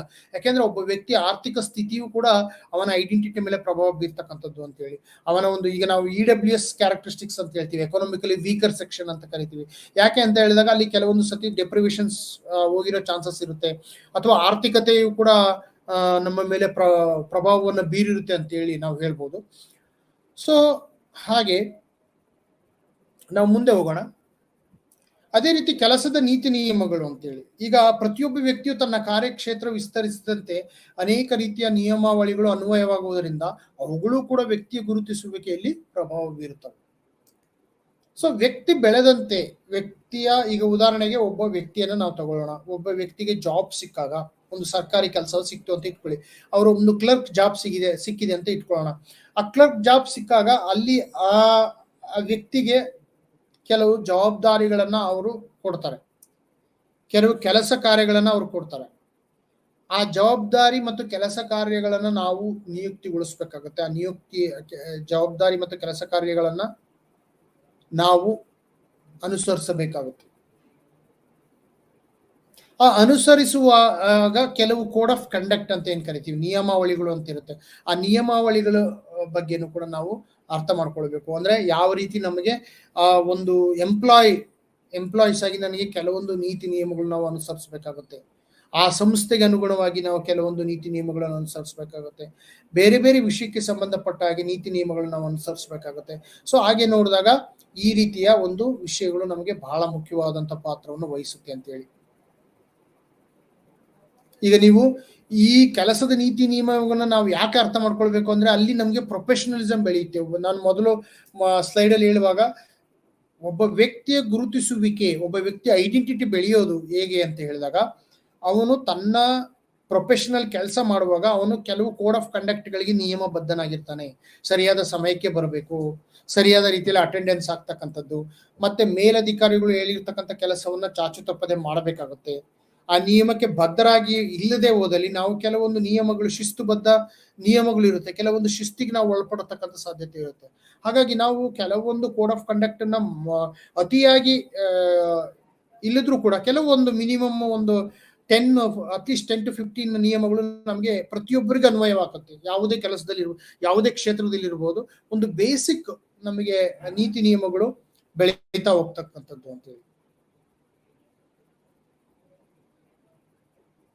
ಸೊ ಹಾಗೆ ನೋಡಿದಾಗ ಇಲ್ಲಿ ನಮಗೆ ನಾವು ಗಮನವಿಟ್ಟು ನೋಡ್ಬೇಕಾದಂತ ಅಂಶಗಳು ಏನಪ್ಪಾ ಅಂದ್ರೆ, ಈ ನಿಯಮಗಳು ಅನ್ವಯವಾಗುತ್ತೆ. ಯಾಕಂದ್ರೆ ನಾವು ಸಮಾಜದಲ್ಲಿ ಇರೋದ್ರಿಂದ ನಾವು ಇದಕ್ಕೆ ವಿರುದ್ಧವಾಗಿ ಹೋಗಕ್ ಸಾಧ್ಯ ಇಲ್ಲ. ಕೆಲಸದ ಯಶಸ್ಸಾಗಿರ್ಬೋದು ಅಥವಾ ಕೆಲಸಗಳಲ್ಲಿ ನಾವು ಒಂದೊಂದು ಹಂತವಾಗಿ ಕೆಲಸ ಮಾಡ್ಬೇಕು ಅಂದ್ರೆ ಆ ನೀತಿ ನಿಯಮಾವಳಿಗಳು ಏನಿದೆ, ಕೋಡ್ ಆಫ್ ಕಂಡಕ್ಟ್ ಏನಿದೆ, ಅದನ್ನ ನಾವು ಫಾಲೋ ಮಾಡ್ಬೇಕಾಗುತ್ತೆ. ಈಗ ಒಬ್ಬ ಉದ್ಯೋಗಿ 1 ತಿಂಗಳು ಕೆಲಸಕ್ಕೆ ಬರದೇ ಇದ್ರೆ ನಾನು ಯಾಕೆ ಬಂದಿಲ್ಲ ಅಂತ ಕಾರಣವನ್ನು ಕೊಡ್ಬೇಕಾಗುತ್ತೆ. ಯಾಕಂದ್ರೆ ಅಲ್ಲಿ ನಮಗೆ ಕಾರಣ ಕೊಡದೇ ಇದ್ರೆ ನಾವು ಏನಂತ ಅಲ್ಲಿ ಆ ನಿಯಮ, ಆ ಒಂದು ಸಂಸ್ಥೆಯ ನಡೆಸ್ತಕ್ಕಂಥವ್ರಿಗೆ ಗೊಂದಲ ಸೃಷ್ಟಿಯಾಗೋ ಸಾಧ್ಯತೆ ಇರುತ್ತೆ. ಆವಾಗ ನಾವು ಒಂದು ಅಪ್ಲಿಕೇಶನ್ಸ್ ಅನ್ನು ಹಾಕಿ ನಾವು ಈ ಕಾರಣದಿಂದ ಬರ್ತಾ ಇಲ್ಲ ಅಂತ, ಯಾಕಂದ್ರೆ ಇಲ್ಲಾಂದ್ರೆ ನಮ್ಗೆ ಅಲ್ಲಿ ಉದ್ಯೋಗವನ್ನು ನಾವು ತೆಗೆದುಕೊಂಡಾಗ ಪ್ರತಿದಿನ ನಾವು ಉದ್ಯೋಗ ಮಾಡ್ಬೇಕಾಗತ್ತೆ. ಅಲ್ಲಿ ಕಾರಣಾಂತರದಿಂದ ನಾವು ಬರ್ಲಿಲ್ಲ ಅಂದ್ರೆ ಆ ಕಾರಣವನ್ನು ನಾವು ಕೊಡ್ಬೇಕಾಗತ್ತೆ. ಆರೋಗ್ಯದ ಸಮಸ್ಯೆ ಆಗಿರ್ಬೋದು ಅಥವಾ ಇನ್ನೂ ಏನೋ ಒಂದು ಕಾರಣ ಆಗಿರ್ಬೋದು. ಸೊ ಈ ರೀತಿಯ ಒಂದು ನಿಯಮಾವಳಿ, ರಜೆ ತೆಗೆದುಕೊಳ್ತಕ್ಕಂಥ ನಿಯಮಾವಳಿ ಆಗಿರ್ಬೋದು, ಅಥವಾ ಯಾವ ರೀತಿ ನಮಗೆ ರಜೆಯನ್ನು ಕೊಡ್ತಾರೆ, ಯಾವ ರೀತಿ ಅದರ ನಿಯಮಾವಳಿಗಳು ಇರುತ್ತೆ ಅಂತಕ್ಕಂಥ ವಿಷಯಗಳು ಕೂಡ ನಾವು ಅರ್ಥ ಮಾಡ್ಕೊಳ್ಬೇಕಾಗತ್ತೆ.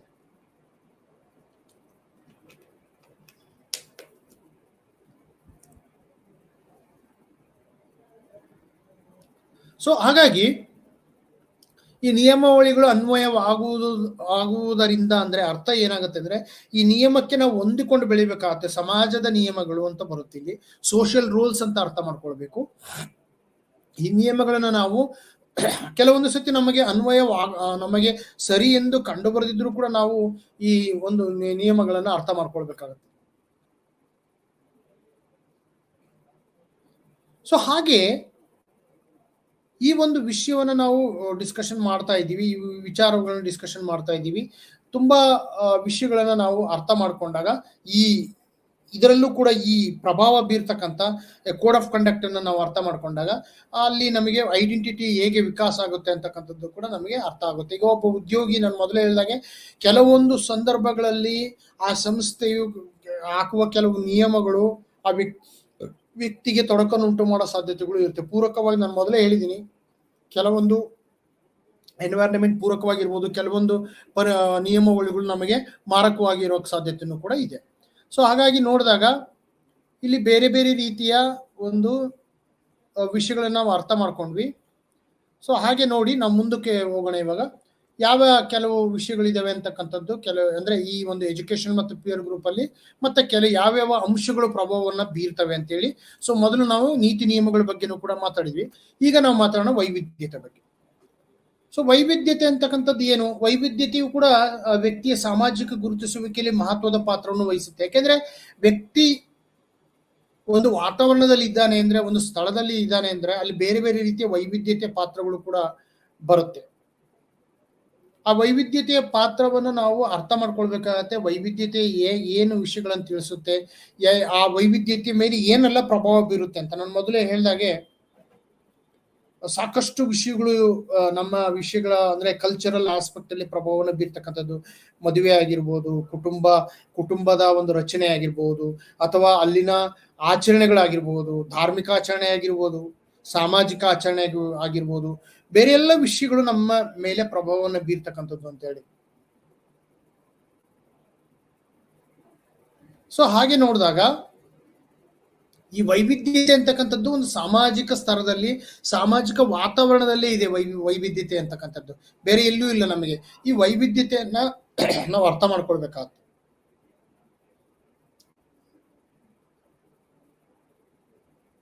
ಈ ಸಾಮಾಜಿಕ ವೈವಿಧ್ಯತೆಯನ್ನ ನಾವು ಅರ್ಥ ಮಾಡ್ಕೊಂಡ್ರೆ ನಮಗೆ ಸಾಕಷ್ಟು ವಿಷಯಗಳು ಗೊತ್ತಾಗುತ್ತೆ.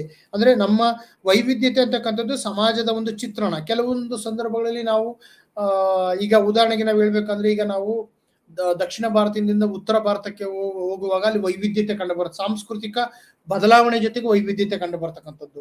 ಈ ಭಾರತವೇ ಒಂದು ವೈವಿಧ್ಯಮಯ ರಾಷ್ಟ್ರ. ಲ್ಯಾಂಗ್ವೇಜ್ ಆಗಿರ್ಬೋದು, ಭಾಷೆಗಳ ಒಂದು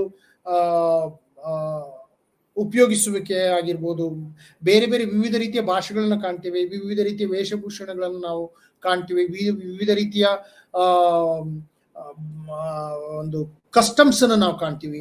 ಸೊ ಈ ರೀತಿ ಇದ್ದಾಗ ವೈವಿಧ್ಯತೆ ನಮಗೆ ಒಂದು ಅಡ್ವಾಂಟೇಜ್ ಆಗಿ ಕಲಿಯುವಿಕೆಗೆ ಅವಕಾಶ ಮಾಡಿಕೊಡುತ್ತೆ. ಕೇವಲ ಅಲ್ಲಿ ನಮಗೆ ಡಿಫರೆನ್ಸಸ್ ಅನ್ನೇ ನಾವು ನೋಡಬಾರದು, ಒಂದು ಧನಾತ್ಮಕವಾಗಿ ನೋಡಿದಾಗ ಸಾಕಷ್ಟು ವಿಷಯಗಳನ್ನ ಕಲೀಲಿಕ್ಕೆ ಅವಕಾಶ ಮಾಡಿಕೊಡುತ್ತೆ ಅಂತ ಹೇಳ್ಬೋದು ವೈವಿಧ್ಯತೆ. ಸೊ ವೈವಿಧ್ಯತೆ ಒಂದು ನಮ್ಮ ಐಡೆಂಟಿಟಿ ಮೇಲೂ ಕೂಡ ಪ್ರಭಾವ ಬೀರುತ್ತೆ, ಸಾಮಾಜಿಕ ಗುರುತಿಸುವಿಕೆ ಮೇಲೂ ಪ್ರಭಾವ ಬೀರುತ್ತೆ. ಈಗ ವೈವಿಧ್ಯತೆಯ ವಾತಾವರಣ ನಮಗೆ ಇದ್ದಾಗ ನಮಗೆ ಕೆಲವೊಂದು ಕಲಿಕೆ ಕೂಡ ನಮಗೆ ಒಳ್ಳೆಯ ಹಂತವನ್ನ ತಂದುಕೊಡುತ್ತೆ ಅಂತ ಹೇಳ್ಬೋದು.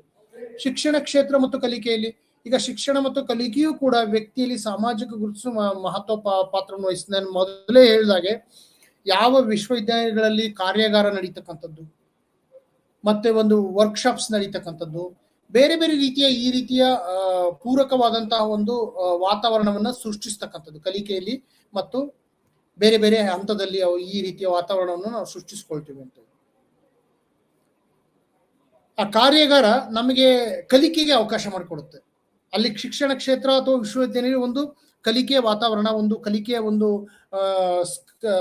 ವಾತಾವರಣವನ್ನು ಸೃಷ್ಟಿಸುತ್ತೆ, ಅವಕಾಶಗಳನ್ನು ಸೃಷ್ಟಿಸುತ್ತೆ. ಆ ಇರ್ತಕ್ಕಂಥ ಅವಕಾಶವು ಬಹಳ ಮುಖ್ಯವಾಗಿರ್ತಕ್ಕಂಥದ್ದು ಅಂತೇಳಿ. ಸೊ ಈ ಶಿಕ್ಷಣ ಕ್ಷೇತ್ರ ಮತ್ತು ಕಲಿಕೆ ಅತ್ಯಂತ ಮುಖ್ಯವಾಗಿರ್ತಕ್ಕಂಥದ್ದು. ಶಿಕ್ಷಣ ಕ್ಷೇತ್ರ ಮತ್ತು ಕಲಿಕೆಯಲ್ಲಿ ಈ ಗುರುತಿಸುವಿಕೆ, ಸಾಮಾಜಿಕ ಗುರುತಿಸುವಿಕೆ ಇರ್ಬೋದು. ಯಾಕಂದ್ರೆ ನಮಗೆ ನಾವು ಹೊಸ ಹೊಸ ವಿಷಯಗಳನ್ನ ಕಲಿತಾ ಇರ್ತೀವಿ, ಸಮಾಜದೊಂದಿಗೆ ಬೆರೆಯುವಾಗ ಹೊಸ ವಿಷಯಗಳನ್ನ ಕಲಿತೀವಿ. ಸೊ ಆ ಶಿಕ್ಷಣ ಕ್ಷೇತ್ರದಲ್ಲಿ ಬೆರೆಯುವಾಗ ಹೊಸ ವಿಷಯಗಳನ್ನ ಕಲಿಸ್ತೀವಿ. ಆ ವಿಷಯಗಳನ್ನ ನಾವು ಕಲಿಕೆ ಮಾಡಿ ಸಮಾಜಕ್ಕೆ ಒಂದು ಕೊಡುಗೆಯನ್ನ ಕೊಡ್ಲಿಕ್ಕೆ ನಾವು ಪ್ರಯತ್ನ ಪಡ್ತೀವಿ. ಸೊ ಆಗಿರುವಾಗ ಆ ವಿಷಯವನ್ನ ಕಲಿಕೆಯಲ್ಲಿ ನಾವು ಅರ್ಥ ಮಾಡ್ಕೊಳ್ತೀವಿ ಅಂತ ಹೇಳ್ಬೋದು. ಮತ್ತೆ ಪರಿಶೋಧನೆಗೆ ಅವಕಾಶಗಳು ಅಂತೇಳಿ. ಸೊ ನಾನು ಮೊದಲೇ ಹೇಳಿದಾಗೆ ಉನ್ನತ ಶಿಕ್ಷಣವನ್ನು ಪಡೆಯುವಾಗಲೂ ಕೂಡ ನಾವು ಬೆಳೀತಾ ಇರ್ತೀವಿ. ಕೆಲವೊಂದು ವಿಷಯಗಳನ್ನ ಅರ್ಥ ಮಾಡ್ಕೊಳ್ತೀವಿ, ಕೆಲವೊಂದು ವಿಷಯಗಳನ್ನ ನಾವು ಆ ತಿಳ್ಕೊಳ್ತೀವಿ. ಸೊ ಹಾಗಾಗಿ ಈ ರೀತಿಯ ಒಂದು ಹೊಸ ಹೊಸ ವಿಷಯಗಳ ಸಂಶೋಧನೆಗೆ, ಹೊಸ ವಿಷಯಗಳ ಅನಾಲಿಸಿಸ್ ಮಾಡೋದಕ್ಕೆ ಅವಕಾಶವನ್ನು ಮಾಡಿಕೊಡ್ತೀವಿ ಅಂತ ಹೇಳ್ಬೋದು. ಅದಕ್ಕೆ ನಮಗೆ ಇದು ಬಹಳ ಮುಖ್ಯ. ಇದು ನಮಗೆ ಸಹಕಾರವನ್ನು ಒದಗಿಸಿಕೊಡುತ್ತೆ. ಅಂದ್ರೆ ಪರಿಶೋಧನೆಗೆ ಅವಕಾಶ ಸಿಕ್ಕಾಗ ನಮಗೆ ಹೊಸ ವಿಷಯಗಳು ಒಗ್ಗಿದಂತೆ ವ್ಯಕ್ತಿಯ ಪರಿಶೋಧನಾ ಸಾಮರ್ಥ್ಯವು ಹೆಚ್ಚುತ್ತದೆ. ಸಂಶೋಧನಾ ಸಾಮರ್ಥ್ಯದ ಬೆಳವಣಿಗೆ ಬೆಳೆಯುತ್ತದೆ. ಉದಾಹರಣೆಗೆ ನಾವು ಡಿಗ್ರಿಯಲ್ಲಿ ನೀವು ಓದ್ತಾ ಇರ್ತೀರಿ ಅಂತ ಇಟ್ಕೊಳ್ಳಿ. ಇಲ್ಲಿ ಒಂದು ಸಣ್ಣ ಪ್ರಾಜೆಕ್ಟ್ಸ್ ಅನ್ನು ನೀವು ಮಾಡ್ತೀರಾ, ಇಂಟರ್ನ್ಶಿಪ್ ಮಾಡ್ತೀರಾ. ಆದ್ರೆ ಅದೇ ಮಾಸ್ಟರ್ ಹೋದಾಗ ನಿಮಗೆ ದೊಡ್ಡ ಮಟ್ಟದ ಒಂದು ಪ್ರಾಜೆಕ್ಟ್ಸ್ ನೀವು ಕಂಡಕ್ಟ್ ಮಾಡ್ಬೇಕಾಗುತ್ತೆ, ಡೇಟಾ ಕಲೆಕ್ಟ್ ಮಾಡ್ಕೊಳ್ಬೇಕಾಗುತ್ತೆ. ಅಲ್ಲಿ ನಿಮಗೆ ಒಂದು ರಿಸರ್ಚ್ ಸ್ಕಿಲ್ ಬೆಳೀತಾ ಹೋಗ್ತದೆ. ರಿಸರ್ಚ್ ಸ್ಕಿಲ್ ಬೆಳೆದಾಗ ನಿಮಗೆ ಆ ವಿಷಯದ ಅರಿವು ನಿಮ್ಗೆ ಅರ್ಥ ಆಗುತ್ತೆ. ಆ ರಿಸರ್ಚ್ ಸ್ಕಿಲ್ಸ್ ನ ನೀವು ಡೆವಲಪ್ ಮಾಡಿದಾಗ ನಿಮಗೆ ಸಾಕಷ್ಟು ವಿಷಯಗಳು ಆ ವಿಷಯಕ್ಕೆ ಸಂಬಂಧಪಟ್ಟಂತೆ ಆ ರಿಸರ್ಚ್ ಸ್ಕಿಲ್ಸ್ ಬೆಳೆಯುತ್ತೆ. ನಿಮಗೆ ಆ ಒಂದು ಆಪ್ಟಿಟ್ಯೂಡ್ ಬೆಳೆಯುತ್ತೆ. ರಿಸರ್ಚ್ ಆಪ್ಟಿಟ್ಯೂಡ್ ಕೂಡ ಬಹಳ ಮುಖ್ಯವಾದಂತ ವಿಷಯ. ಯಾಕೆಂದ್ರೆ ನಮಗೆ ಹೊಸ ಸಂಶೋಧನೆಗಳನ್ನ ಮಾಡಿದಾಗಲೇ ಕೂಡ ಬೇರೆ ಬೇರೆ ವಿಷಯಗಳು ನಮ್ಗೆ ಅರ್ಥ ಆಗುತ್ತೆ ಅಂತ. ಅಂದ್ರೆ ಡೇಟಾ ಕಲೆಕ್ಷನ್ ಮಾಡಿ ಒಂದು ಸೈಂಟಿಫಿಕ್ ಆಗಿ ನಾವು ರಿಸರ್ಚ್ ನ ಮಾಡ್ತೀವಿ. ಸೊ ಆಗಿದ್ದಾಗ ಅದು ಕೂಡ ಬಹಳ ಮುಖ್ಯವಾದಂತ ಪಾತ್ರವನ್ನು ವಹಿಸುತ್ತೆ. ಮತ್ತೆ ಅಧಿಕಾರ ಮತ್ತು ವಿನ್ಯಾಸ ಅಂತ ಹೇಳಿ. ಸೊ ಅಧಿಕಾರ ಮತ್ತು ವಿನ್ಯಾಸ ಅಂತಂದಾಗ ನಮಗೆ ನಾವು ಅರ್ಥ ಮಾಡ್ಕೊಳ್ಬೇಕು ಏನಪ್ಪಾ ಅಂತ ಹೇಳಿದ್ರೆ, ಈ ಒಂದು ಎರಡು ಅಂಶಗಳು ಕೂಡ ವ್ಯಕ್ತಿಯ ವ್ಯಕ್ತಿತ್ವ ಮತ್ತು ಸಮಗ್ರ ಗುರುತಿಸುವಿಕೆ ಮೇಲೆ ಪ್ರಭಾವವನ್ನು ಬೀರ್ತಕ್ಕಂಥದ್ದು ಅಂತ ಹೇಳಿ. ಅಂದ್ರೆ ಅಧಿಕಾರ ನಮಗೆ ಬಹಳ ಮುಖ್ಯ, ವಿನ್ಯಾಸನೂ ಕೂಡ ಬಹಳ ಮುಖ್ಯ. ನಮಗೆ ಯಾವ ರೀತಿ ಅಧಿಕಾರವನ್ನು ಕೊಟ್ಟಿರ್ತಾರೆ, ನಮ್ಮ ಸ್ಥಾನಮಾನ ಏನು, ಸಾಮಾಜಿಕ ರೋಲ್ ಏನಿದೆ. ಈಗ ನಾನು ಉದ್ಯೋಗಿ ಬಗ್ಗೆ ಮಾತಾಡಿದೆ, ಎಂಪ್ಲಾಯೀಸ್ ಬಗ್ಗೆ ಮಾತಾಡಿದೆ. ಅಲ್ಲಿ ಏನು ನಮ್ಮ ವಿಷಯ ಮುಖ್ಯ ಆಗುತ್ತೆ. ಯಾವ ಸ್ಥಾನಮಾನ ವ್ಯಕ್ತಿಗೆ ಕೊಡಲಾಗಿದೆ, ಅವನ ರೋಲ್ ಏನಿದೆ ಅಂತ, ಸಾಮಾಜಿಕ ಗುರುತಿಸುವಿಕೆ ಮೇಲೆ ಅವನ ರೋಲ್ ಏನಿದೆ ಅಂತ. ಒಂದು ಸಂಸ್ಥೆಯಲ್ಲಿ ಕೆಲಸ ಮಾಡುವಾಗ ಒಬ್ಬ ಉದ್ಯೋಗಿಗೆ ಏನೆಲ್ಲ ಅವಕಾಶಗಳು ಸಿಕ್ಕಿರುತ್ತೆ, ಏನೆಲ್ಲ ವಿಷಯಗಳು ಅವರು ಕಲ್ತಿರ್ತಾರೆ ಅಂತಕ್ಕಂಥ ವಿಷಯಗಳನ್ನ ನಾವು ಅರ್ಥ ಮಾಡ್ಕೊಳ್ಬೇಕಾಗತ್ತೆ. ಅದು ಅಧಿಕಾರನೂ ಕೂಡ ಇಲ್ಲಿ ಪ್ರಭಾವವನ್ನು ಬೀರ್ತಕ್ಕಂಥದ್ದು. ಮತ್ತೆ ಸಮಗ್ರ ಗುರುತಿಸುವಿಕೆ ಮೇಲೆ, ಎಲ್ಲ ಓವರ್ ಆಲ್ ಪರ್ಸನಾಲಿಟಿಗೆ ಸಂಬಂಧಪಟ್ಟ ಹಾಗೆ ಒಂದು ಗುರುತಿಸುವಿಕೆ ಮೇಲೂ ಕೂಡ ಇದು ಪ್ರಭಾವವನ್ನು ಬೀರುತ್ತೆ ಅಂತ ನಾನು ಹೇಳ್ತಾ ಇದ್ದೀನಿ. ಸೊ ಈಗ ನಾವು ಶಿಕ್ಷಣದ ಮೇಲೆ ಗುರುತಿಸುವಿಕೆ ಪ್ರಭಾವ ಅಂತಲೂ ಕೂಡ ನಾವು ಹೇಳ್ಬೋದು. ಯಾಕೆಂದ್ರೆ ಶಿಕ್ಷಣ ವ್ಯಕ್ತಿಯ ಸರ್ವತೋಮುಖ ಬೆಳವಣಿಗೆಗೆ ಪ್ರಭಾವ ಬೀರುತ್ತೆ. ನಾವು ಯಾವ ರೀತಿ ಶಿಕ್ಷಣವನ್ನು ಪಡೆದಿದ್ದೀವಿ, ಸಮಾಜದಲ್ಲಿ ನಮ್ಮ ಸ್ಥಾನಮಾನ ಏನಿದೆ, ಮತ್ತೆ ನಮಗೆ ಅಲ್ಲಿ ಆತ್ಮವಿಶ್ವಾಸ ಬಂದಿದೆಯಾ ಅಂತಕ್ಕಂಥ ವಿಷಯಗಳನ್ನು ಕೂಡ ನಾವು ಅರ್ಥ ಮಾಡ್ಕೊಳ್ಬೇಕಾಗುತ್ತೆ. ಆ ವಿಷಯದ ಬಗ್ಗೆ ನಾನು ಈಗಲೇ ಸಾಕಷ್ಟು ಚರ್ಚೆ ನಮ್ಮ ಮೊದಲ ಸ್ಲೈಡ್ಗಳಲ್ಲೂ ಕೂಡ ನಾನು ಆ ವಿಷಯದ ಬಗ್ಗೆ ಚರ್ಚೆ ಮಾಡಿದ್ದೀನಿ. ಸೊ ಹಾಗಾಗಿ ಹೆಚ್ಚು ನಾವು ಮುಂದೆ ಹೋಗೋಣ. ಇವಾಗ ಪೂರಕ ವಾತಾವರಣ ಅಂತೇಳಿ. ಸೊ ಕಂಡ್ಯೂಸಿವ್ ಎನ್ವೈರನ್ಮೆಂಟ್ ಬಹಳ ಮುಖ್ಯ. ಪೂರಕ ವಾತಾವರಣ ವ್ಯಕ್ತಿಯ ಸರ್ವತೋಮುಖ ಪ್ರಗತಿಗೆ ಉತ್ತೇಜನವನ್ನು ಕೊಡುತ್ತೆ ಅಂತ ಹೇಳಿ. ಕಂಡ್ಯೂಸಿವ್ ಎನ್ವೈರನ್ಮೆಂಟ್ ಇರಬೇಕು. ಓದಿಗೆ ಆಗಿರ್ಲಿ ಅಥವಾ ಕಲಿಕೆ, ಶಿಕ್ಷಣಕ್ಕೆ ಸಂಬಂಧಪಟ್ಟಂತ ಕರಿಕ್ಯುಲಮ್ ಆಕ್ಟಿವಿಟೀಸ್ ಆಗಿರ್ಲಿ, ಕ್ರೀಡೆ ಆಗಿರ್ಲಿ, ಯಾವುದೇ ಆಗಲಿ, ಅದಕ್ಕೆ ಪೂರಕವಾದಂತ ವಾತಾವರಣ ಇದ್ರೆ ಒಂದು ಎಕ್ಸೆಲ್ ಆಗೋದಕ್ಕೆ, ಬೆಳೆಯೋದಿಕ್ಕೆ ಅನುಕೂಲ ಆಗುತ್ತೆ ಅಂತ ಹೇಳಿ. ಸೊ ಹಾಗೆ ಅತ್ಯಂತ ಮುಖ್ಯವಾಗಿ ಪರಸ್ಪರ ಸಂವಹನ ಸಂಪರ್ಕ ಬಹಳ ಮುಖ್ಯ. ವ್ಯಕ್ತಿ ಉದ್ಯೋಗ ಕ್ಷೇತ್ರ ಮತ್ತು ಗುರುತಿಸುವಿಕೆಯು ಒಂದಕ್ಕೊಂದು ಬೆಸೆಯಬೇಕಾದ್ರೆ ಅದಕ್ಕೆ ಪರಸ್ಪರ ಸಂವಹನದ ಅವಶ್ಯಕತೆ ಇರುತ್ತದೆ. ಕಮ್ಯುನಿಕೇಶನ್ ಅಂತಂದ್ರೆ ನಮಗೆ ಇಲ್ಲಿ ವ್ಯಕ್ತಿ ನಡುವೆ ಕಮ್ಯುನಿಕೇಶನ್ಸ್ ಆಗಿರ್ಬೋದು, ಮತ್ತೆ ಒಬ್ಬ ವ್ಯಕ್ತಿ ಇನ್ನೂ ಬೇರೆ ವ್ಯಕ್ತಿಗಳ ನಡುವೆ ಕಮ್ಯುನಿಕೇಶನ್ಸ್ ಆಗಿರ್ಬೋದು. ಈ ರೀತಿಯ ಒಂದು ಕಮ್ಯುನಿಕೇಶನ್ಸ್ ಅನ್ನು ನಾವು ಅರ್ಥ ಮಾಡ್ಕೊಳ್ಬೇಕಾಗುತ್ತೆ. ಯಾಕೆಂದ್ರೆ ಡೇ ಟು ಡೇ ಲೈಫ್ ಅಲ್ಲಿ ನಮಗೆ ಯಶಸ್ವಿ ಜೀವನವನ್ನು ನಡೆಸಬೇಕು. ಯಶಸ್ವಿ ವ್ಯಕ್ತಿಯ ಹಿಂದೆ ಒಂದು ಕಮ್ಯುನಿಕೇಶನ್ಸ್, ಎಫೆಕ್ಟಿವ್ ಕಮ್ಯುನಿಕೇಶನ್ಸ್ ಅನ್ನು ನಾವು ಬೆಳೆಸ್ಕೊಳ್ಬೇಕಾಗುತ್ತೆ ಅಂತ ಹೇಳಿ. ಸೊ ಹಾಗಾಗಿ ಈ ರೀತಿಯಲ್ಲಿ ನಾನು ಎಲ್ಲಾ ವಿಷಯಗಳನ್ನು ಇವತ್ತು ನಾವು ಶಿಕ್ಷಣ ಮತ್ತು ಒಂದು ಶಿಕ್ಷಣ ಸಂಸ್ಥೆ ಮತ್ತು ಒಂದು ಸ್ನೇಹಿತರ ಸಂಪರ್ಕ ಯಾವ ರೀತಿ ವ್ಯಕ್ತಿಯ ಐಡೆಂಟಿಟಿ ಮೇಲೆ ಪ್ರಭಾವ ಬೀರುತ್ತೆ ಅನ್ನೋ ವಿಷಯದ ಬಗ್ಗೆ ನಾನು ಚರ್ಚೆ ಮಾಡಿದ್ದೀನಿ. ನಿಮಗೆ ಈ ವಿಷಯ ಅರ್ಥ ಆಗುತ್ತೆ ಅಂತ ಹೇಳಿದ್ದೀನಿ. ಅಲ್ಲಿ ಸಾಕಷ್ಟು ವಿಷಯಗಳನ್ನು ಕೂಡ ನಾವು ಚರ್ಚೆಯನ್ನ ಮಾಡಿದ್ದೀವಿ. ಉದಾಹರಣೆಗೆ ಶಾಲಾ ಶಿಕ್ಷಣ ಆಗಿರ್ಬೋದು, ಮತ್ತೆ ವೈವಿಧ್ಯತೆಯ ಒಂದು ವಾತಾವರಣ ಆಗಿರ್ಬೋದು, ಮತ್ತೆ ಅದೇ ರೀತಿ ಆರ್ಥಿಕ ದೃಷ್ಟಿಕೋನಗಳಾಗಿರ್ಬೋದು, ಕೆಲಸದ ನೀತಿ ನಿಯಮಗಳಾಗಿರ್ಬೋದು, ಮತ್ತೆ ವೈವಿಧ್ಯತೆ ಜೊತೆಗೆ ಶಿಕ್ಷಣ ಕ್ಷೇತ್ರ ಮತ್ತು ಕಲಿಕೆ ಆಗಿರ್ಬೋದು. ಸೊ ಪರಿಶೋಧನೆಗೆ ಯಾವೆಲ್ಲ ಸಾಧ್ಯತೆಗಳು ವಿಸ್ತರಿಸುತ್ತೆ, ಐಡೆಂಟಿಟಿಗೆ ಸಂಬಂಧಪಟ್ಟಂಗೆ ಶಿಕ್ಷಣ ಮತ್ತು ಪಿಯರ್ ಗ್ರೂಪ್ ಎರಡು ಸೇತುವೆಯಾಗಿ ಕೆಲಸ ಮಾಡ್ತಕ್ಕಂಥದ್ದು ಅಂತ ನಮ್ಮ ಒಂದು ಸಮ್ಮರಿ ಆಗಿತ್ತು. ಅಂದ್ರೆ ಒಂದು ಶಿಕ್ಷಣ ನಮಗೆ ಒಂದು ಸೇತುವೆ, ಸಾಮಾಜಿಕ ಸೇತುವೆಯಾಗಿ ಕೆಲಸ ಮಾಡ್ತಕ್ಕಂಥದ್ದು ಪಿಯರ್ ಗ್ರೂಪ್, ಸ್ನೇಹಿತರ ಸಂಪರ್ಕ. ಮತ್ತೆ ಶಾಲೆಯು ಕೂಡ ಒಂದು ಸಾಕಷ್ಟು ಅವಕಾಶಗಳನ್ನ, ಶಾಲಾ ಮತ್ತು ಕಾಲೇಜುಗಳು ಕೂಡ ಸಾಕಷ್ಟು ಅವಕಾಶಗಳನ್ನ ನಮ್ಮ ಐಡೆಂಟಿಟಿ ಬೆಳೆಯೋದಕ್ಕೆ ಅವಕಾಶ ಮಾಡಿಕೊಡ್ತವೆ ಅಂತ ಹೇಳಿ ಅದೇ ಒಂದು ಸಮ್ಮರಿ ಆಗಿತ್ತು. ಮುಂದಿನ ತರಗತಿಯಲ್ಲಿ ನಾವು ಬೇರೆ ವಿಷಯದ ಬಗ್ಗೆ, ಕಾಂಪೊನೆಂಟ್ ಬಗ್ಗೆ ಮಾತಾಡೋಣ ಅಂತೇಳಿ ನನ್ನ ಮಾತನ್ನ ಮುಗಿಸ್ತೇನೆ. ನಮಸ್ತೆ.